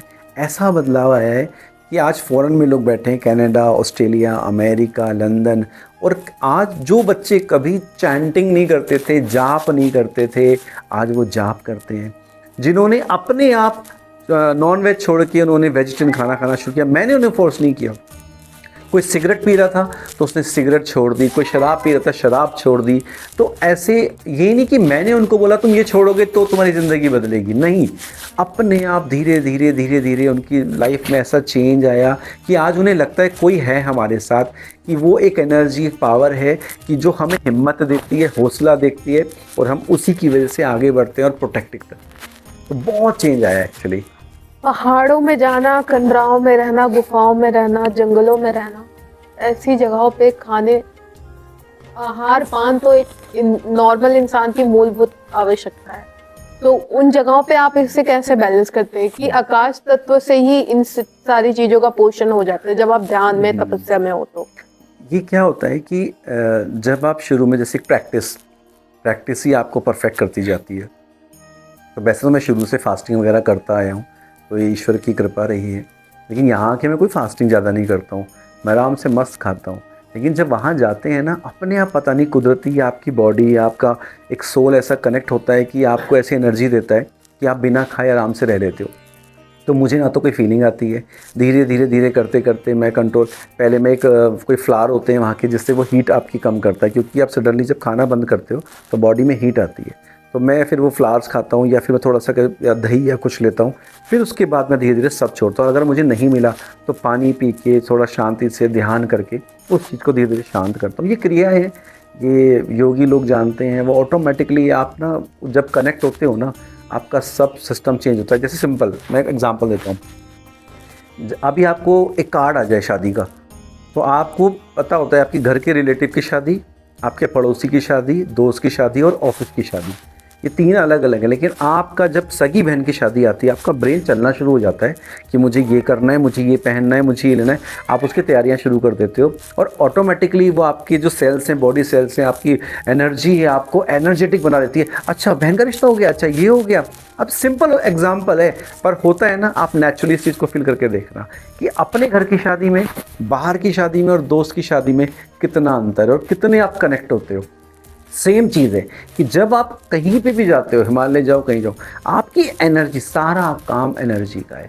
आपकी एनर्जी ऑटोमेटिकली ऐसी अपलिफ्ट हो जाती है कि आपको ना खाने की सुध होती है, ना कि मुझे क्या मिलेगा क्या नहीं, मिल गया तो ठीक है, नहीं अगर मेरा मन करेगा कि मैं हिमालय पे और मुझे मन है कि मुझे भूख है तो मैं खाऊंगा। अभी अगर तो मैं वहाँ पे खाना कहाँ से मिलेगा? हिमालय में खाना मतलब आज के टाइम में तो बहुत फैसिलिटीज़ हो गई हैं। अब पहले जैसे जो घर होते थे, गाँव के घर होते थे, तो पहले उनके पास इतना कुछ नहीं होता था। आज तो टचवुड सबके पास सब कुछ है। अब हिमालय वो हिमालय नहीं रहा, अब सड़कें बन गई हैं, बहुत डेवलप हो गया है। और बहुत ऊपर ऊपर जाओ तो वहाँ फिर आपको कुछ नहीं मिलेगा, ना कोई इंसान मिलेगा, ना आपको खाना मिलेगा। कुछ जड़ी बूटियाँ जिनको नॉलेज होती है वो लोग वो लेते हैं, नहीं तो फिर ऐसे ही रहते हैं मस्त फास्टिंग करते हुए।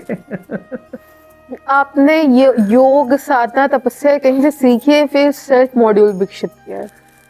सीखा ना उस परमात्मा के नाम से, और संसार में जैसे जैसे लोगों का आप एक्सपीरियंस देखते जाते हो, लोगों से मिलते हो, तो वो नेचुरली वो चीज़ आती जाती है।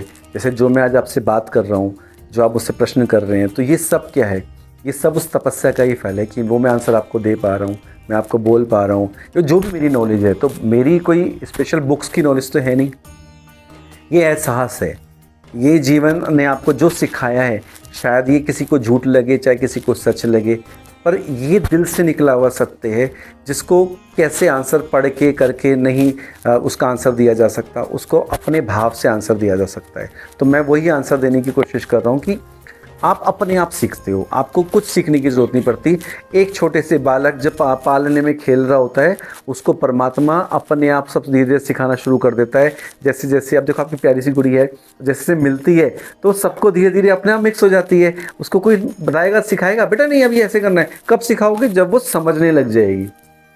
तो वो समझना ऊपर वाला परमात्मा, यूनिवर्स आपको अपने आप देता है, आप सब सीख जाते हो। आपके अनुसार ऐसे दुर्गम स्थानों पर आम इंसान जाके तपस्या कर सकता है या फिर उसके आध्यात्मिक उत्थान के लिए कोई दूसरे साधन भी है? हर इंसान सब कुछ कर सकता है। हर इंसान के अंदर परमात्मा ने शक्ति दी है, उसको अध्यात्म भी दिया है। वो बात होती है कि जब स्पार्क होगा आप जाग जाओगे, आपकी लाइफ पे चेंज आ जाएगा। जैसे जैसे कहते हैं ना कि जब टाइम आता है चीज़ें अपने आप अपलिफ्ट हो जाती हैं, अपने आप। आपका जैसे गैस से, माचिस से हमने गैस जलाई तो वो तुरंत जल जाती है, लेकिन जब तक आप माचिस नहीं लगाएंगे, आपने गैस ऑन करी, वो नहीं जलेगी। लाइटर नहीं लगाएंगे, नहीं जलेगी। दिया लगाया, दिए पे अगर जब तक आपने तिल्ली जाके जोत नहीं जलाई, वो नहीं जलेगी। दिया रखा हुआ है, अपने आप होना जलेगा। तो सेम चीज़ है कि वो स्पार्क होता है, वो अपने आप वो चीज़ें होनी शुरू हो जाती हैं। हर इंसान के अंदर ताकत है, हमें इसे पहचानना है, खुद को जानना है। और इसी वजह से मैं ऐसे रहता हूँ कि मैं सब करता हूँ। मुझे कोई नहीं जानता कि मैं गुरुजी हूँ, मैं तपस्वी हूँ, मैं भूखा भी रहता हूँ या मैं खड़ी तपस्या करता हूँ। लोग शॉक्ड हो जाते हैं जब मुझे वो ऐसे देखते हैं वेस्टर्न युग में, और जब मुझे वो उस रूप में देखते हैं। वो कहते हैं मतलब कोई ये इंसान जो लगता नहीं ऐसा कर सकता है, क्योंकि बड़ा ईजी है। अगर मैं कुर्ता पहन के, भगवा पहन के, तिलक लगा के बड़े भाव से चलूँगा तो लोगों को पता है भाई गुरुजी हैं, बाबा जी हैं। लेकिन ऐसे रहना, और उसके बाद जब सबको ये पता चलता है तो बड़ा शॉकिंग होता है कि वाह, मतलब कि आप ये भी कर लेते हो। तो मेरा ये कहना है कि हर इंसान को परमात्मा ने सेम बनाया है। थोड़ा तरीका, नेचर, व्यवहार और हमारा कर्मा कुछ है जिसकी वजह से, लेकिन हर इंसान तपस्या कर ही रहा है, अलग अलग तरीके से कर रहा है। पर जिनके ऊपर भगवान की और कृपा होगी या जिनका भाव बनेगा वो भी हिमालय जाएंगे। और आपने देखा होगा, सॉरी टू स्टॉप यू, कि बहुत से लोग हिमालय घूमने जाते हैं। बहुत से लोग जाते हैं। आप मानते हैं कि आध्यात्मिक उत्थान के लिए रोजमर्रा के जीवन, मतलब ये लग्जरी लाइफस्टाइल, आधुनिकता छोड़ने की जरूरत नहीं है?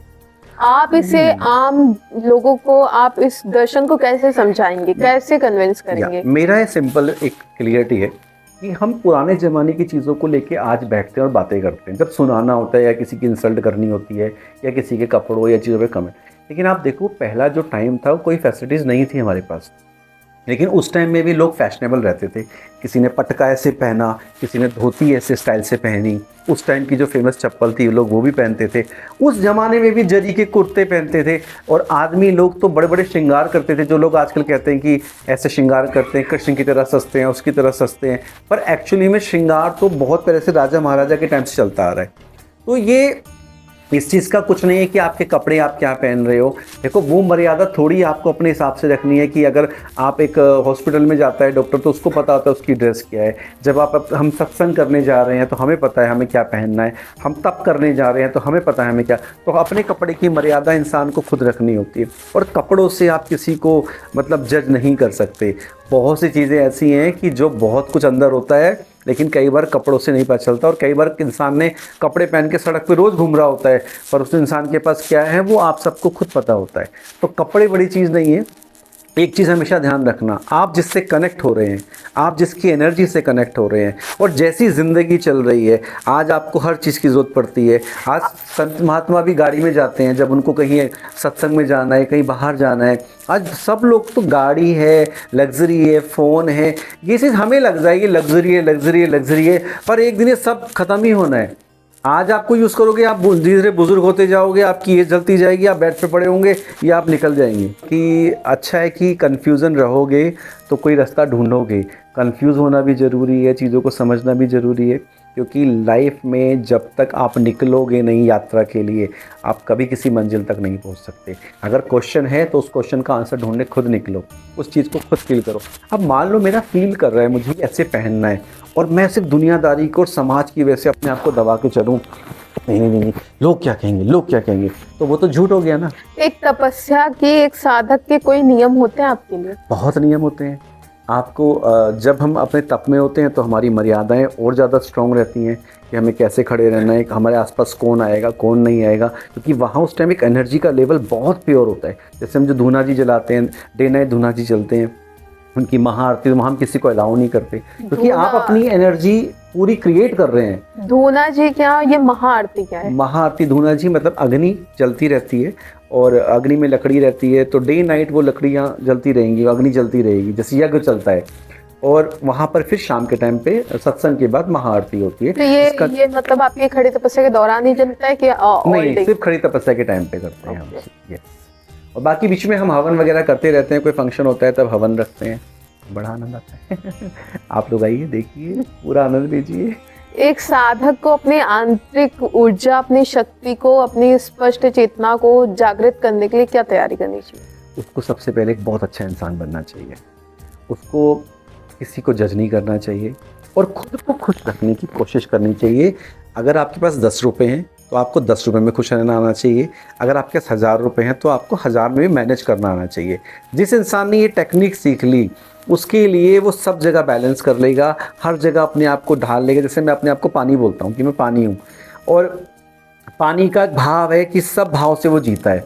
तो आप देखो हमारे भगवान भी वही स्वयंभू भगवान पानी के रूप में विराजमान है, और दुनिया में जितनी भी नदियाँ हों सब नदियों को आना सागर में ही पड़ता है। तो जब आप खुद सागर जैसा अपने आप का भाव रखोगे, आपको अपने आप को सागर बनाने लग जाओगे, तो आप सबको अपने अंदर समेटते हो, तो आपकी ज़िंदगी अपने आप बदलती जाती है। आप अच्छी चीज़ें करते हो, आप सीखते हो, आप सिखाते हो, और लाइफ आपको चमकाती है। आपको बहुत आपने तपस्या स्वयं के लाभ के लिए होती है या फिर सामाजिक उत्थान, उसके उपचार के लिए होती है? और आप अपनी अर्जित तपस्या का किस प्रकार से मतलब मानवता के लिए समर्पित करते हैं? अब देखो, अगर मैं कहने को आपको बहुत कुछ कह दूंगा, लेकिन सत्यता ये होती है कि आप जो एनर्जी क्रिएट करते हो उससे फ्लो करते हो, और उसका एग्जांपल ये होता है कि जितने लोग आपके पास आ रहे हैं, आपसे मिलते हैं, आप खुश होते हैं, वही तो रीज़न है कि उस एनर्जी से वो कनेक्ट ही तो हो रहे हैं, तभी तो वो आपसे मिल रहे हैं, तभी तो आपके पास बैठ रहे हैं।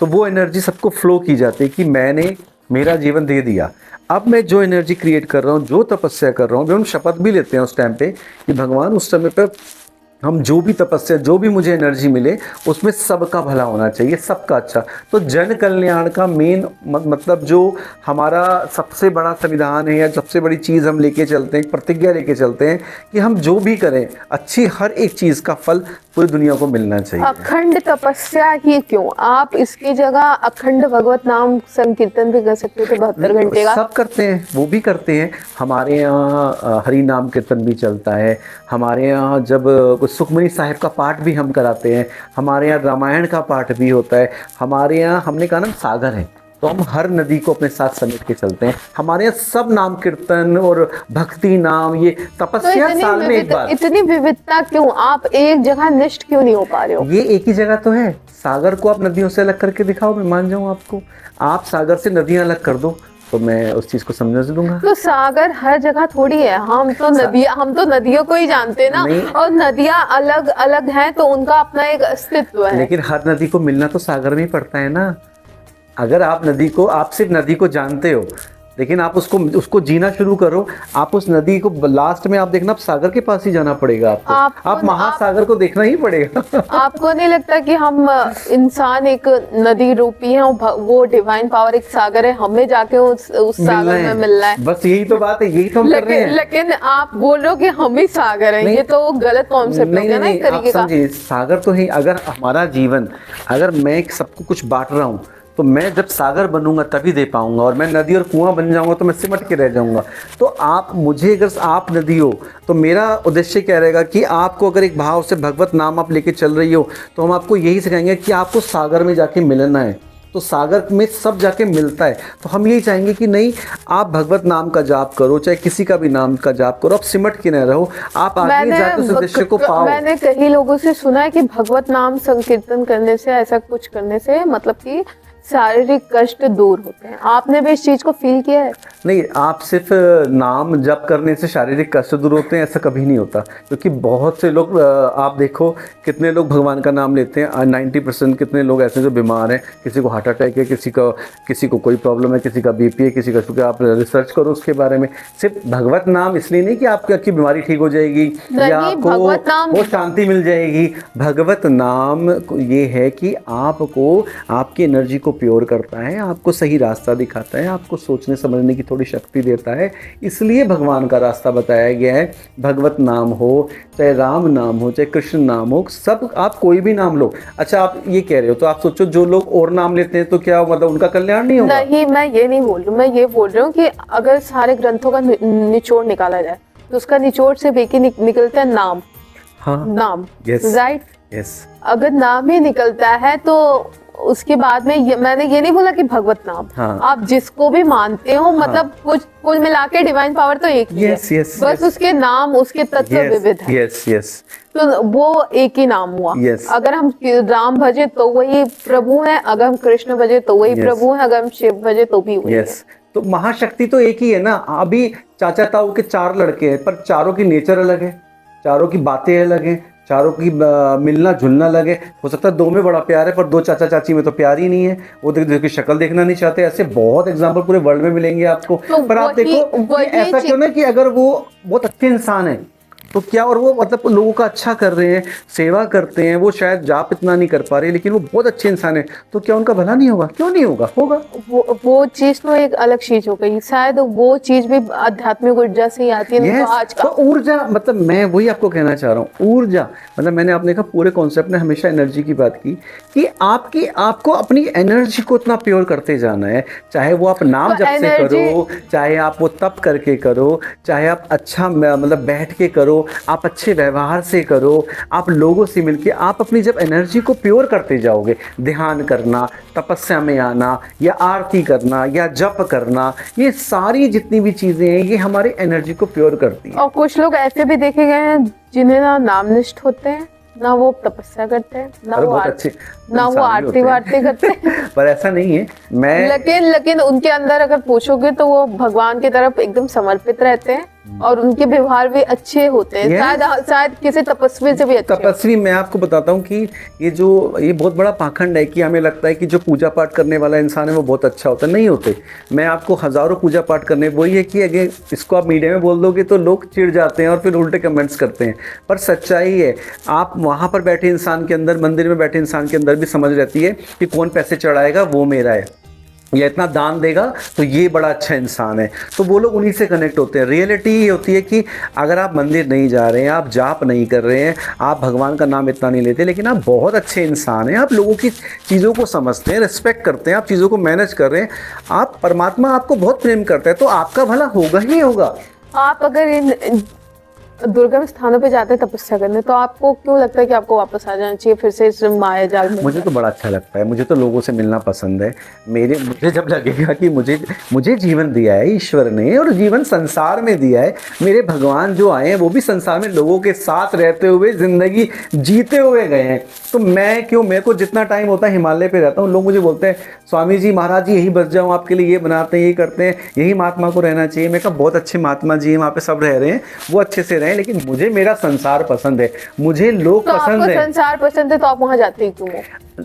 देखो ये तो वाली बात हो गई कि आप खाना खाते ही क्यों हो तो ऐसा नहीं है, संसार हर चीज़ अच्छी है ना, भगवान ने सब कुछ इतना सुंदर रचा है, सृष्टि में, यूनिवर्स में इतनी चीज़ें अच्छी अच्छी हैं, आप कैसे उस चीज़ को, आपका एक समय आता है, आप स्कूल जाते हो, स्कूल से फिर आप घर ही आते हो ना, और घर आके फिर आप आगे की तैयारियां करते हो, फिर आप एक जॉब के लिए ट्राई करते हो, फिर आप कुछ ना कुछ मतलब आप आगे बढ़ते हो। तो जब टाइम आया एनर्जी ली, लेके आए और फिर उसको जीना शुरू कर दिया, फिर वापस से गए, फिर एनर्जी ली। आपको लिखे भरे कर्म चक्र, प्रारब्ध, उत्थान, इन सब चीजों में आप भी विश्वास करते हैं? मैं सब चीज़ों में विश्वास करता हूँ। जो जिंदगी में एक एक पड़ाव चल रहा है, आपका हर कर्म, आपका मिलना, आपका बैठना, हर चीज़ के पीछे रीज़न है। हम जो भी करते हैं उसके पीछे रीज़न है। आज जो हम ये कर रहे हैं इसके पीछे क्या रीज़न है, क्योंकि मैंने जीवन में आज तक ऐसा नहीं किया, तो मुझे लग रहा है कि इसके पीछे भी कोई रीज़न होगा। वैसे नॉर्मली हमारी बातें होती हैं, कभी रिकॉर्डिंग पे नहीं होती। अगर सब चीज रीजन की वजह से होती है, सब कुछ अगर मतलब कि लिखा ही है, कर्म फल है या फिर प्रारब्ध है, तो हम इतनी तपस्या कर ही क्यों रहे हैं? रीजन अलग चीज हो गई, लिखा है अलग चीज हो गया। रीजन हो गया कि हर बात के पीछे कुछ तो रीजन होता ही है, तो वो हमें पता नहीं है ना, वो तो आएगा तब पता चलेगा। और लिखा है कि हम अपना कर्म लेके आते हैं और उसके बाद हम मेहनत करते हैं। अभी अगर आपके घर में आपको मैं सब्जी ला के दे दूं और आप उसको सब्जी को देखते रहोगे तो कुछ नहीं होगा ना। सब्जी आई है, अब आप उसको काटोगे, बनाओगे, उसको छोकोगे, तब वो आप फिर मन करेगा अरे सब्जी है तो रोटी भी होनी चाहिए, तो आप रोटी बनाओगे। तो आपने वो कर्म किया। अब लेकिन आप इसमें सेम चीज़ कर सकते हो कि आपने सब्जी ली और उठा के उसको बाहर फेंक दिया, मैं क्यों बनाऊँ, और या फिर सब्जी रखे रहते हैं, आप बैठ गई बनेगी बनेगी मैं क्यों दूं। तो ये हमारा बिहेवियर, हमारी एनर्जी, हमारा माइंड हमें कहाँ लेके जा रहा है कि हमने सब्जी देखी और हमने उसके बारे में थॉट क्या रखा, मैं क्यों बनाऊं, मैं तो नहीं, बाहर फेंक दिया। आपको तपस्या में ऐसा लगा कि आप इस दुनिया में हो ही नहीं, किसी अलग लोग अलग डायमेंशन में जा चुके हो। आप जो तपस्या की एनर्जी जो होती है, वो जो टाइम पीरियड होता है वो इतना डिफरेंट होता है। श्रद्धा जी, आपने कभी ध्यान किया है? हाँ, मैं ध्यान करती हूँ, मैं नाम जप भी करती आप जब कभी ध्यान करोगे, आप बैठोगे, आपको क्या फील होता है ना उस टाइम पे कि आप संसारिक थॉट्स चल रहे हैं, बच्चे का, बच्चों का, पड़ोसी का, इसका दिमाग चल रहा है, आप सोचो, आपको खुद आइडिया लग जाएगा। मैं इसलिए पूछ रहा हूँ कि अगर मैं ध्यान करती भी हूँ तो मैं अपने मतलब कि अपनी लाइफ से कट नहीं हो पाते ना। हाँ, ये चीज मैं आपसे पूछना चाह रही हूँ कि आप उन इतने दुर्गम स्थानों पे जाते हैं, आप इतनी तपस्या करते हैं, आप 72 घंटे की तपस्या करते हैं, जो शायद मेरे लिए 72 घंटे की तो खड़ी तपस्या होती है। 72 घंटे की वही खड़ी तपस्या करते हैं, जो हमारे जैसे लोगों के लिए शायद सोचना भी, सपना भी नहीं आता हमें। वो आप करते हैं, तो आपका थॉट प्रोसेस किस तरह प्रोसेस करता है? क्योंकि तभी तो आप इन चीज़ों से हट पाते हो, तभी एक संतत्व में आना, ये जो डिफरेंस आता है ना, कि एक जो नॉर्मल लाइफ जब इंसान जब तप करता है, उसके बाद अब धीरे धीरे इन चीज़ों से हट के जब हिमालय की तरफ जा पाते हो या वहाँ बैठते हो, तो आपकी लाइफ बहुत डिफरेंट हो जाती है। आप सब विचारों से बातों, तभी तो आप लोगों को ज्ञान दे पाते हो, तभी तो आप लोगों को समझ पाते हो, सुन पाते हो, आप उनकी सिचुएशन को समझ पाते हो। वरना तो क्या होगा, अगर थॉट्स आएंगे, आप सोचो हम कैसे एक्सप्लेन कर पाएंगे, हम कैसे बता पाएंगे, कैसे किसी की लाइफ बदल पाएंगे, कैसे उसको शांत कर पाएंगे। उसका माइंड तो भागता रहेगा, क्योंकि वो संसारिक चीज़ों से जुड़ा हुआ है। तो वहाँ क्या होता है कि एनर्जी इतनी चेंज हो जाती है कि धीरे धीरे मिलते ही ना, आप यकीन नहीं करेंगे, कई बार तो ऐसा हुआ है कि सामने वाला मेरे पास 1000 क्वेश्चन पूछने आने वाले थे, उनकी प्रॉब्लम थी, पर्सनल प्रॉब्लम थी, और जब वो बैठे उनके सारे प्रश्न खत्म हो गए। आप हिमालय पे गए, हिमालय शिव जी का, आपके स्वयंभू भगवान का घर भी बताया जाता है, निर्जन स्थान है उनका। आपको वहाँ पे कभी उस पावर की, उस शक्ति की अनुभव हुआ है? दर्शन हुए हैं, बहुत हुए हैं। और इवन जब मैं घूमने के पर्पज़ से मोबाइल साथ लेके गया था, या जो कुछ बच्चे वहाँ पर रहते हैं और उन्होंने मेरी फ़ोटोज़ भी खींची हैं, तो मेरे पास तो प्रमाण भी हैं ऐसी फ़ोटोज़ की जिसमें साक्षात उनका स्वरूप का दर्शन भी होता है। पर लोग फिर कहते हैं तो इमेजिनेशन है, पर जो दर्शन मुझे मिले हैं, जो चीज़ें मैंने पाई हैं, अगर मुझे नहीं मिलती तो शायद मैं इस रास्ते पे नहीं होता कभी भी। मैं मानता ही नहीं कोई भगवान होता है या कोई शक्ति होती है, मैं किसी चीज़ पे बिलीव नहीं करता। और वो हमें भेजता है, वो हमें करवाता है। इवन खाना भी कई बार आपके हाथ से किसी को खिला देगा कि मतलब आपने प्लान भी नहीं किया, लेकिन वो खाना फिर भी आपके हाथ से उसको दे देगा, क्योंकि शायद उसने उसके लिए रखा हुआ था आपके लिए। फल के लिए तो नहीं सोच के करता कि मुझे क्या फल मिलने वाला है, बस जहाँ जहाँ स्थान मुझे मिल जाता है, जहाँ की एनर्जी मुझे लगती है, इस पहाड़ की एनर्जी बस मुझे यहाँ रोक रही है, तो फिर मैं वहाँ रुक जाता हूँ, मैं बैठ जाता हूँ। चलते हुए मुझे किसी जंगल में लगा कि ये पेड़ पे मुझे लग रहा है मुझे बैठना चाहिए। और ये तो मेरे साथ वैसे भी होता है, हम लोग कभी घूमने जा रहे होते हैं ऐसे बाय कार में बच्चों के साथ में, तो मैं सडनली गाड़ी रुकवा देता हूँ कि मैं कहा नहीं, मुझे थोड़ी देर रुकना है यहाँ पर, क्योंकि मुझे वो एनर्जी, मेरे को मतलब जहाँ एनर्जी फील होती है, फिर मैं वहाँ रुक जाता हूँ, वहाँ पर मैं ध्यान में बैठ जाता हूँ थोड़ी देर के लिए। आपके जीवन का ये तप है, आपके जीवन का ये मंथन है, और उसमें पाना तो ईश्वर को, उसको, उसके भाव को जब आप पा लेते हो तभी तो आप तप कर सकते हो। क्योंकि जब ईश्वर आपसे कनेक्ट पूरी तरह होने लगता है ना, तो आप तपने का मतलब होता है कि आप उससे, उसमें और विलीन हो रहे हो, आप उसमें और लीन हो रहे हो, और आप चाह रहे होते हैं शरीर धीरे धीरे टाइम आए और पार हो जाओ। आपने कई बार अपने अभी की बातचीत में आपने कई बार हाउस होल्ड के एग्जाम्पल दिए, जैसे कि सब्जी का। हम सब्जी, अगर सब्जी मेरे सामने रखी है तो मैं उसको उसी मोटिव से बनाऊंगी क्योंकि मेरे को भूख लगे, मेरे को खाना है। हाँ, इसी मोटिव से बनाऊंगी, राइट? अगर आप तपस्या करने जा रहे हो तो आपका भी तो कोई उस तरीके का मोटिव तो होता होगा। देखो, जब एक अब हो गया सब्जी का एग्जांपल आपने दिया, तो पहली बात वो सब्जी आनी चाहिए मेरे सामने, ठीक है। और जब वो सब्जी आएगी और मुझे पता है मुझे किसी को खिलानी नहीं है सब्जी, तो मैं उस सब्जी को संभाल के रख दूंगा, या मैं एक संत के भाव में मैं उस सब्जी को किसी को दे दूंगा कि बेटा तुम बना लेना, मुझे नहीं खानी। तो अगर लेकिन मेरे पास 4 लोग बैठे होंगे तो मैं फटाफट उनके लिए सब्जी पकाऊंगा और उन्हें प्रेम से कराऊंगा कि आज का मेरा तप ये है कि मुझे सब्जी बनानी है और इन सबको खिलाना है। तो उस टाइम पे प्लान नहीं किया, उस टाइम पे सोचा नहीं, ये सब्जी अपने आप आई, और आने के बाद मेरा जो विचार है, मेरी जो भावनाएं हैं, उसने मुझे सीधा एक्शन देना शुरू कर दिया कि अच्छा ये सब्जी, अरे मैं तो अकेला हूँ, क्या बनाऊंगा, मैं उसको रख दूंगा। फिर सडनली कोई आ जाएगा, मेरा एक्शन मुझे कहेगा कि नहीं ये 2 लोग आए, इनको बना के खिला, तो मैं प्रेम से खाना बना के खिला। उस टाइम मैं कुछ प्लान नहीं करूंगा, सोचूंगा नहीं। अगर सब्जी नहीं आई और कोई आ गया तो मुझे लगता है आज विचार ही होने हैं, आज बातें ही होनी है, चलो बैठ के बातें करते हैं। तो क्या होता है कि आपका मोटिव तो जीवन का आपने रास्ता ऑलरेडी चुन लिया। आप एक प्रेम भाव में, एक भक्ति भाव में, धर्म मार्ग पे आप चलते जा रहे हो और रोज़ एक लेसन है ज़िंदगी का जिसको आपको रोज़ जीना है। रोज़ एक कहानी है ज़िंदगी की कि सुबह शुरू होगी और शाम को, तो उसके दायरे चलते जाते हैं, उसमें आप जीते जाते हो, तो उसमें हर एक भाव आएगा। अब मोटिव है, मैंने आंखें बंद करके बैठा हूँ, सोचो और मैं प्लान करूँ भगवान मुझे शक्ति दे दे, मुझे ये मिल जाए, मुझे वो मिल जाए, मेरे को ये करना है, मुझे अब ये फेम लेना है, वो लेना है, ये नहीं होगा। जब आप धर्म से जुड़ते हो ना, आप इतने खो जाते हो कि आप जब लीन हो रहे हो तो या तो आपकी आंखों से रुदन हो रहा होता है, और जब उससे पार हो जाते हो तो आप सिर्फ ये कह रहे होते हो थैंक यू। आपके पास कोई नहीं होता कि क्या शक्ति देगा, क्या भगवान आपको लाखों करोड़ों देगा। आप जो सच्चे संत होते हैं ना, उनका भाव होता है कि ये सांसें जब तक हैं बस तेरा नाम लेते रहें, और जितनी ऊर्जा है, जितना अच्छा कर सकते हैं लोगों के लिए, चाहे एक का करें, लाखों की ज़रूरत नहीं है, लेकिन हम करते चलें प्रभु, ये भाव होता है। इतनी कठिन तपस्या करते हैं, एक तरफ आप इतने अच्छे वेशभूषा ढंग से रहते हैं, आपने बोला आप एक से एक ब्रांडेड कपड़े पहनते हैं। हाँ जी, हाँ जी। तो इस विविधता, इन दोनों के बीच में बैलेंस ऐसे कैसे करते हैं आप? बैलेंस तो आपके विचार में होता है, आप क्या सोचते हो, आप क्या कर रहे हो और आप कैसा अपना जीवन जी रहे हो। तो मैंने जैसे पहले भी कहा कि कपड़े से सब कुछ नहीं है, लेकिन कपड़ा, कई बच्चे जैसे स्कूल जाएंगे, हम कई लोग ऐसे हैं जो धर्म या इन चीज़ों को या किसी को पसंद नहीं करते, पर आप जब ऐसे नॉर्मल उनसे मिलते हो, वो आपसे कनेक्ट हो जाते हैं, और कनेक्ट होके आप अच्छे से अपनी सारी बातें शेयर करते हैं। तो आप तो इस प्रोफेशन, मतलब इस चीज को एक दूसरा नाम भी तो आप दे सकते हो कि आप हीलर हो। मुझे लोग हीलर भी कहते हैं, मुझे लोग कोच भी कहते हैं, मुझे मोटिवेशनल स्पीकर भी कहते हैं, मुझे संत भी कहते हैं, मुझे बाबा भी कहते हैं, मुझे गुरुजी भी कहते हैं, मुझे डॉक्टर साहब भी कहते हैं, टीचर भी कहते हैं। तो आप इन शब्दों में मैं सोचता हूँ कि मैं क्यों बताऊँ कि आप मुझे ये कहो। मैं तो सिंपल कह दिया, सेवक श्रीधर डॉक्टर राजी। अब जिसके जो भाव बने वो मुझे बोल रहा है कि अरे आप तो, जैसे मान लो कोई हील हुआ, अगर आप किसी को ठीक कर रहे हो, आप डॉक्टर ही हो। आप देखो ना कि जो आपकी डॉक्टरी है, मैं हर जगह पर लिखता नहीं हूँ कि मैं डॉक्टर हूँ, नेचुरल थेरेपिस्ट, लेकिन ये एक डिग्री है, और ये डिग्री ऐसी है जो नेचुरल थेरेपिस्ट है, और नेचुरल चीज़ें आज भी मैं लोगों को बताता हूँ, आज भी लोगों को एक्सप्लेन करता हूँ। आपने ये डिग्री कहाँ से की? ये हमने गोरखपुर से की। गोरखपुर से? विठल दास मोदी का बहुत बड़ा हॉस्पिटल है, विमल मोदी जी का, वहाँ से की। और इसमें मतलब कौन सी? वही चीज़ 5 एलिमेंट्स पर ट्रीटमेंट होता है। प्राकृतिक चिकित्सा सबको पता है, doctor of naturopathy, doctor of yoga की हमारे पास डिग्री है।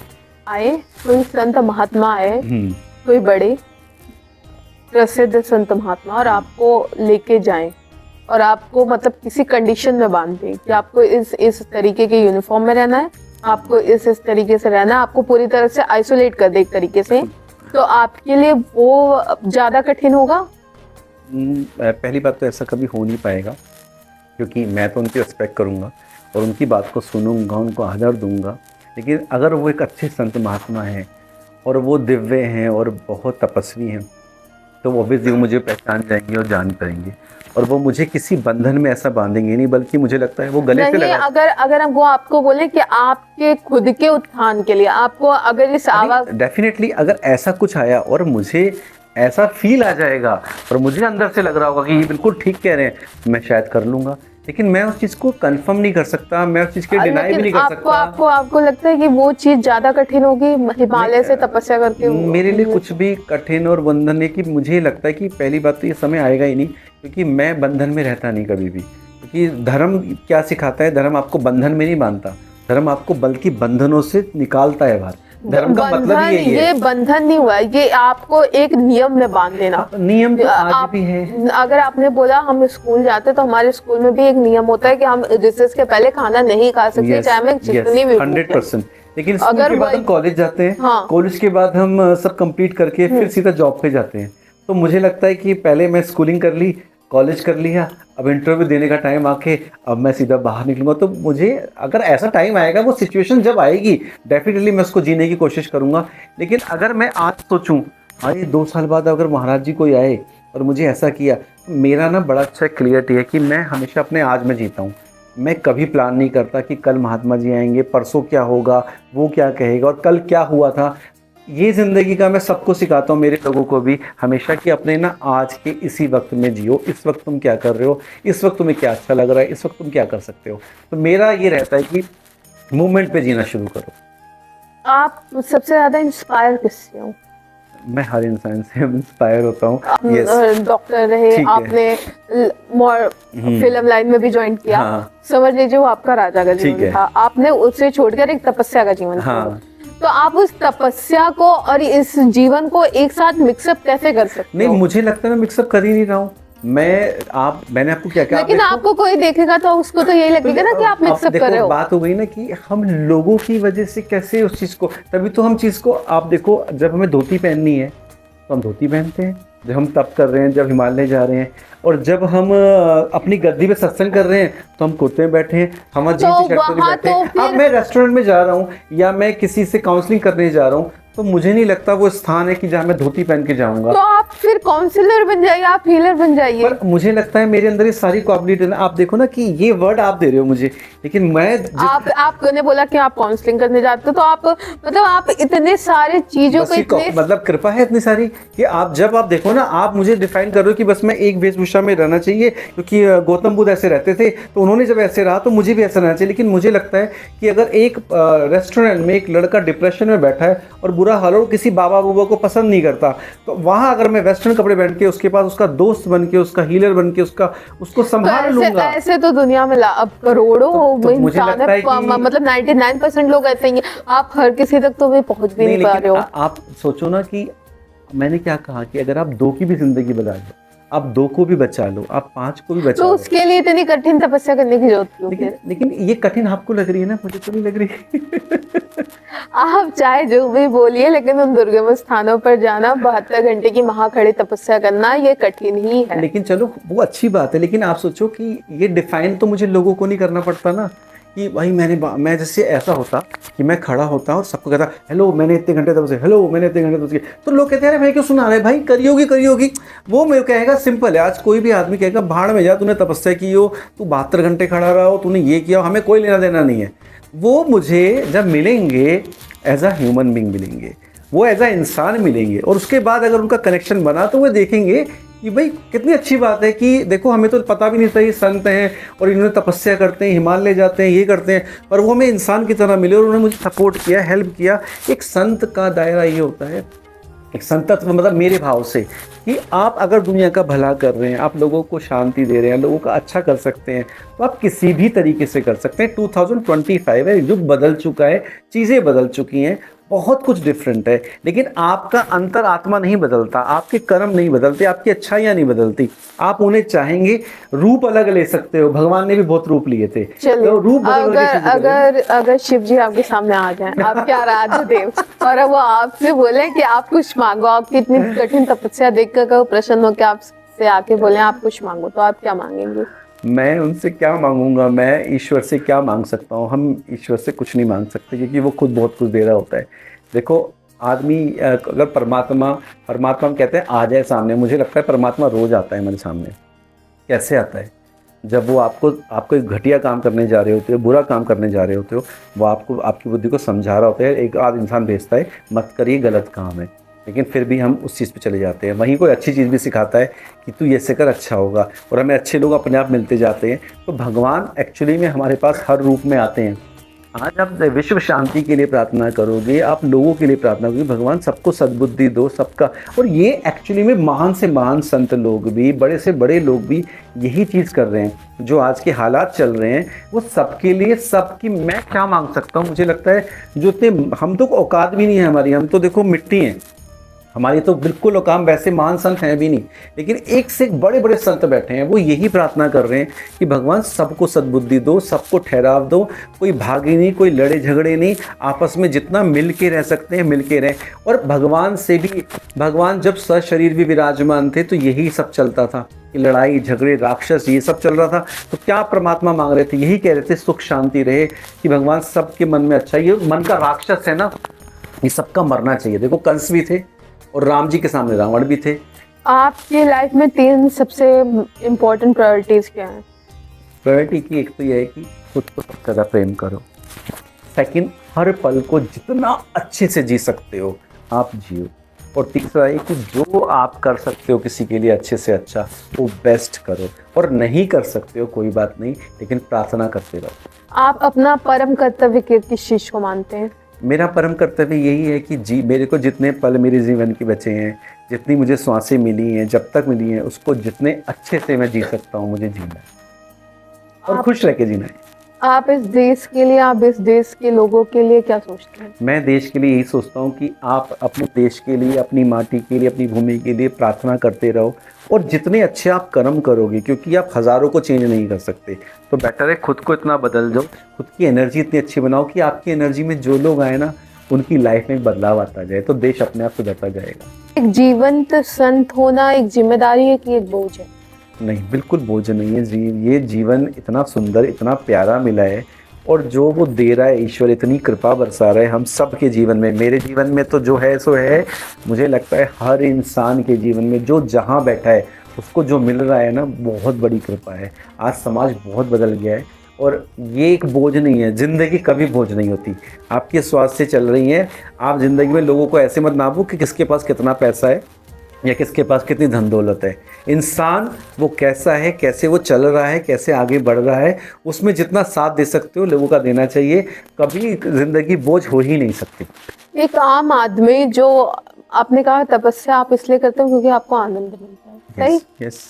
अगर एक आम आदमी है जिसकी स्ट्रेसफुल लाइफ है, जो आम इंसान है जिसको नौकरी भी करनी है, पैसे भी कमाने, अपना घर गृहस्थी भी देखना है, स्ट्रेसफुल उसकी लाइफ है, वो आम इंसान आनंद पाने के लिए अगर ऐसी तपस्या नहीं कर सकता तो क्या करे? तपस्या तो ये जो उसका स्ट्रेसफुल लाइफ है ना, ये उसकी तपस्या ही है। तपस्या का मतलब ये चीज़ हम सबको एक्सप्लेन करेंगे कि तपस्या ये नहीं कि हम हिमालय चले गए तो तपस्या है। वो तो ईश्वर ने कहते हैं चूज़ कर लिया, मुझे परमात्मा ने चुना है या जो सिचुएशन हुई है इसलिए ऐसा हो रहा है। शायद मैं ऐसा नहीं करता, अलग लाइफ होती। हर इंसान की तपस्या है। आप जहाँ रहते हो, जिधर रहते हो, आप अपने आप को टाइम दो।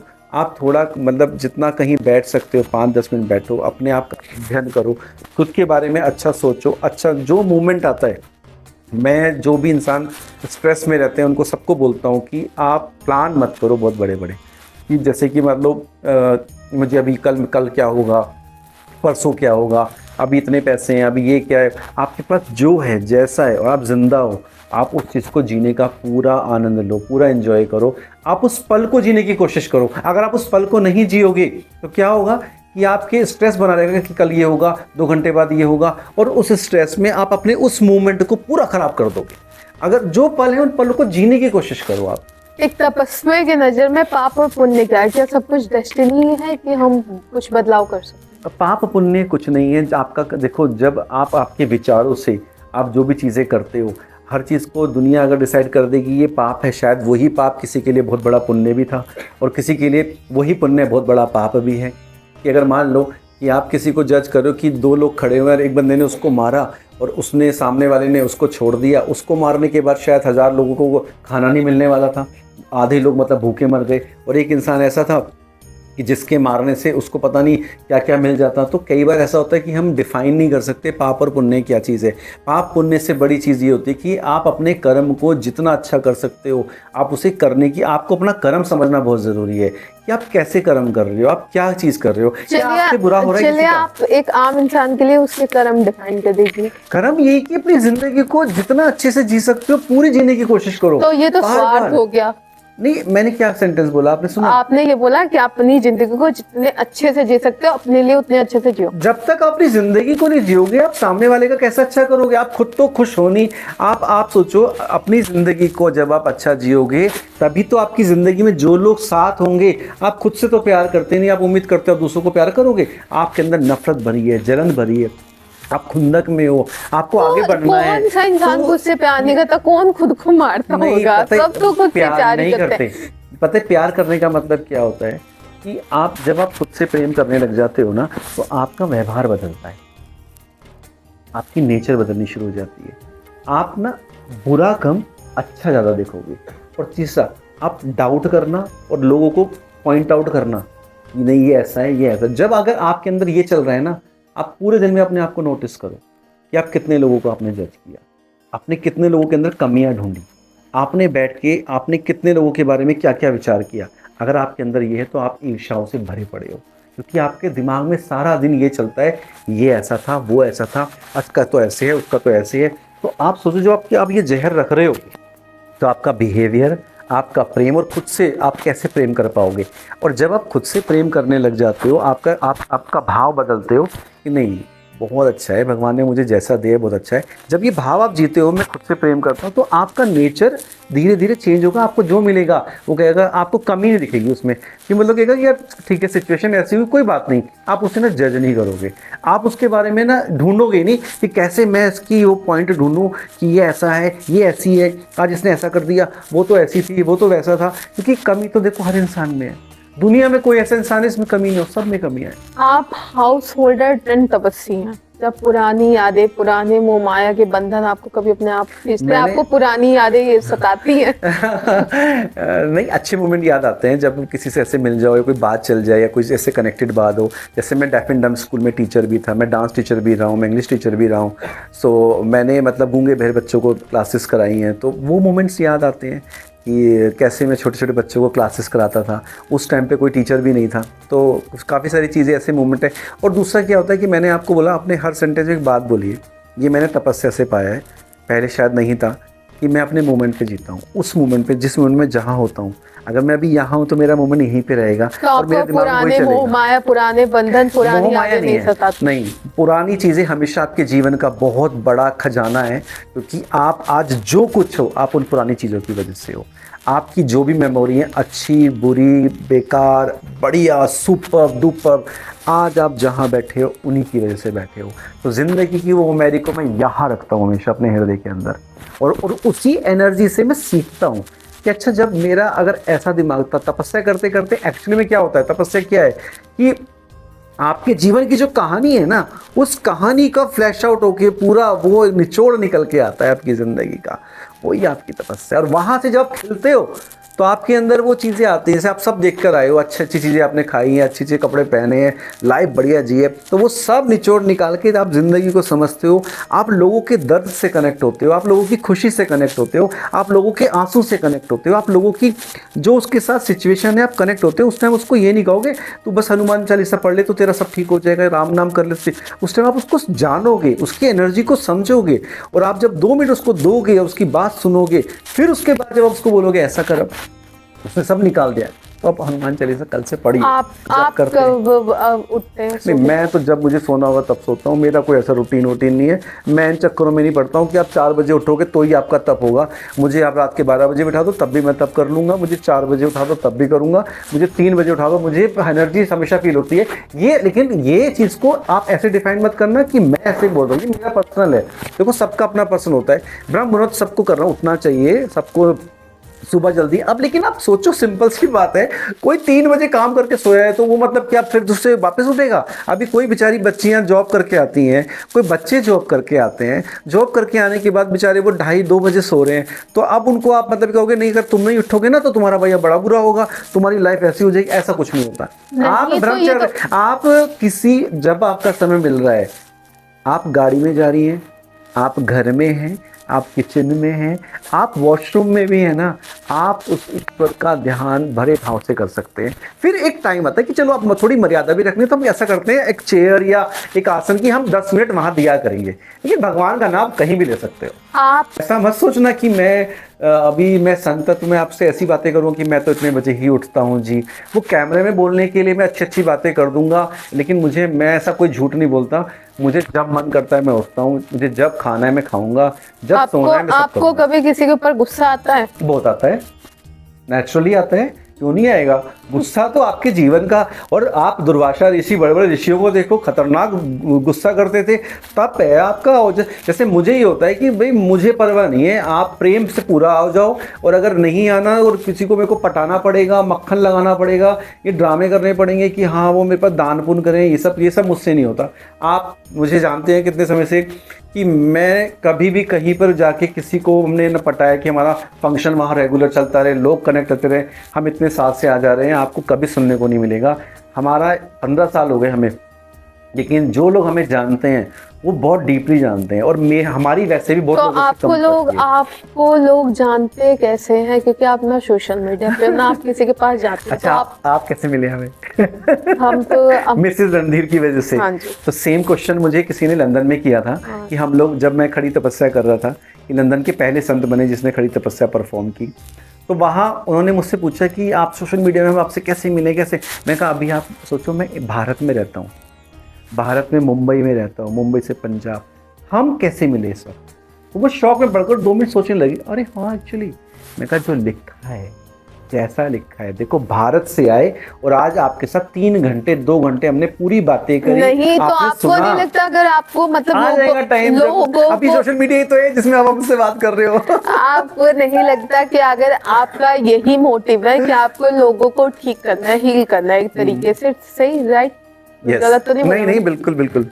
तो उसके लिए आपको एक स्पेसिफिक प्लेटफॉर्म बनाना चाहिए। नहीं मैं करता हूँ, तो बाहर प्रोग्राम्स भी होते हैं। उससे मतलब आपका नहीं, लोगों का और ज्यादा उत्साह होगा। पता है श्रद्धा जी, एक चीज़ है सिंपल, आजकल 24 घंटे ना लोग फ़ोन और इन चीज़ों पे इतने ज़्यादा इन्वॉल्व हैं कि मेरा मेन मकसद जो है, जो आप मोटिव पूछते हो, कि मैं चाहता हूँ लोग मोबाइलों से हटें और मोबाइलों से थोड़ा कम उनका ध्यान रहे और वो नेचुरल कनेक्ट, जैसे पहले कैसे लोग मिलते थे, बातें करते थे, कनेक्शन होता था, वो होना बहुत ज़रूरी है। तो मेरी कोशिश ये है कि लोग पर्सनली मिलें और वो देखना कहीं से भी, देखो अभी कितने लोग पहुंच ही जाते हैं, मिल ही लेते हैं। और ऐसा नहीं कि हम प्रोग्राम्स बाहर नहीं करते, प्रोग्राम्स भी करते हैं। तो लेकिन ये है कि पर्सनली जब आप मिलते हो, वो जो एनर्जी होती है, कनेक्शन होता है, डिफरेंट होता है। और फ़ोन पे देखते रहना, सुनते रहना, आपको जब तक अच्छा लगेगा, लग रहा है, तब आपका मूड चलेगा, फिर वो एनर्जी, और कहीं ना कहीं आपको डिप्रेशन, एंजाइटी, स्ट्रेस ले रहे हो। तो ये चीज़ें अच्छी हैं, मोबाइल की, रील्स की आज के टाइम पे नंबर 1 पे, टॉप पे चल रही हैं सब चीज़ें। लेकिन इसके बाद भी मैं ये कहता हूँ कि इनसे भी हट के ज़िंदगी होती है जो बहुत नेचुरल है। तो मैं जब तक खुद को बचा रहा हूँ, जब होगा कि आ गया टाइम तो कुछ नहीं कह सकते। आप अपने जीवन को एक वाक्य में अगर व्याख्या करनी हो तो आप क्या करोगे? एक वाक्य में तो सेवक ही भाव है और कुछ नहीं है। अगर आपको अपनी पूरी तपस्या को अगर किसी को डिफाइन करके अगर किसी को समझाना हो तो आप कैसे समझाओगे? इंसान हो, इंसान बन के रहो, बस। इंसानियत की कोई डेफिनेशन है आपकी? इंसानियत की भाव है कि आप जब किसी से मिलते हो, जब किसी से बात करते हो, आपका व्यवहार, आपका भाव, वो बहुत चीज़ों को चेंज कर देता है। तो अपने व्यवहार को अच्छा करने की कोशिश करो, बहुत ज़रूरी है। अगर आपको मानवता को कोई संदेश देना हो तो आप क्या संदेश दोगे? कोशिश करो सबसे प्रेम करने की, जितना कर सकते हो। बता रहे थे आपने लंदन में आपके किसी अनुयायी ने आपसे पूछा कि हम आपसे कैसे मिले। लंदन में महाखड़ी तपस्या कौन करता है? ये मतलब मिरेकल था बहुत बड़ा कि लंदन जैसी सिटी में तपस्या है मतलब। हाँ, नहीं एक्चुअली वहाँ पे कथाएं बहुत हुई हैं, मेडिटेशन बहुत होता है, लेकिन खड़ी तपस्या आज तक किसी ने परफॉर्म नहीं की थी। तो बल्कि जिन्होंने मतलब ऑर्गेनाइज़ करा था, अचानक से ही बना था ये, और उन्होंने सर्च भी किया कि क्या किसी ने खड़ी तपस्या परफॉर्म की है, पर नहीं किया था। तो लंदन के पहले संत बने हम जिसने खड़ी तपस्या परफॉर्म की। हमने आई थिंक 54 और 52 आवर्स डे नाइट स्टैंडिंग किया था, एक रिसोर्ट बुक किया था उन सब ने, और बड़ा आनंद रहा, बहुत एक अलग एक्सपीरियंस रहा, क्योंकि इतनी फैसिलिटीज़ अरेंज करना बड़ा मुश्किल होता है, पर उन लोगों ने पूरी जान लगाई, पूरा बहुत अच्छे से सब कुछ किया, जैसा हमें चाहिए था वैसा ऑर्गेनाइज़ किया। तो लंदन में ऐसा नहीं है, लोग बहुत डिवोटी हैं, कथाएं तो लोग सुनते ही रहते हैं, और मेडिटेशन क्लासेस ये सब होता रहता है, लेकिन तपस्या, और अभी तो हमने मतलब बहुत छोटे लेवल पे उन लोगों ने मैनेज किया था, क्योंकि फिर काफ़ी सारे परमिशंस ये सब लेना पड़ता है। तो अभी देखो शायद नेक्स्ट ईयर में भी दोबारा करेंगे लंदन में फिर से तपस्या। Yes, may be next year. आपने भारत के बाहर से लंदन में ही तपस्या करी है? लंदन, हाँ एक्चुअली लंदन में तपस्या की, बाकी गए तो काफ़ी जगह। तो लंदन जाना कैसे हुआ था? कि तपस्या के लिए गए थे कि या फिर घूमने फिरने गए थे? नहीं घूमने तो नहीं, क्योंकि जाना तो काफ़ी टाइम से हो रहा था, लेकिन बार बार कैंसिल था। तो ये था कि कुछ लोगों से मीटिंग करनी थी, मिलना था, काफ़ी टाइम से वो इनवाइट कर रहे थे, तो बस वहाँ हुआ, तो वहीं जाके ये प्लान हो गया कि चलो तपस्या करते हैं। वहाँ सत्संग, वहाँ के सब मंदिरों में हमने सत्संग भी किया, तो सबको बहुत अच्छा लगा, और कुछ लोगों से मिले वहाँ के, मतलब सब ने बहुत प्रेम दिया है, बहुत रिस्पेक्ट दी है। मैं कहता हूँ कि कभी कभी ना हम जज करते हैं चीज़ों को कि वहाँ ऐसे लोग हैं, यहाँ ऐसे लोग हैं, पर एक्चुअली में वो डिवाइन एनर्जी ना सबकी सब जगह पर है। And thank you so much for. तो ये थे हमारे साथ श्रीधर राजीव महाराज जी, जिन्होंने बताया कि जीवन को त्याग देना असली योग नहीं, बल्कि जीवन को करुणा, प्रेम और के साथ जीना ही असली योग है। महाराज जी के साथ इस चर्चा ने न केवल हमें प्रेरित किया, बल्कि अध्यात्म को देखने का एक आधुनिक नजरिया भी दिया। मैं अपनी अगर कोई ये वीडियो देख के आपकी महाखड़ी तपस्या में आना चाहे तो आप उसके लिए बना दें। 29 से तपस्या शुरू हो रही है। 29 मॉर्निंग में हम प्रतिज्ञा लेंगे, तो 29, 30, 31 एंड फर्स्ट को 12:30 हमारी तपस्या का विराम होगा। तो 75 आवर्स डे नाइट ये तपस्या है। मैं आपको भी एक कार्ड भी दिखा देता हूँ, तो आपको इनविटेशन में है सबके लिए कि आप लोग आ सकते हैं। बेटा इनविटेशन है अखंड महाखड़ी तपस्या 75 आवर्स। सो 29 से शुरू होगा। जूम कर। तो पूरा प्रसादम वगैरह सब रहेगा, ये पूरा कार्यक्रम है। सबके लिए भोजन की पूरी व्यवस्था है।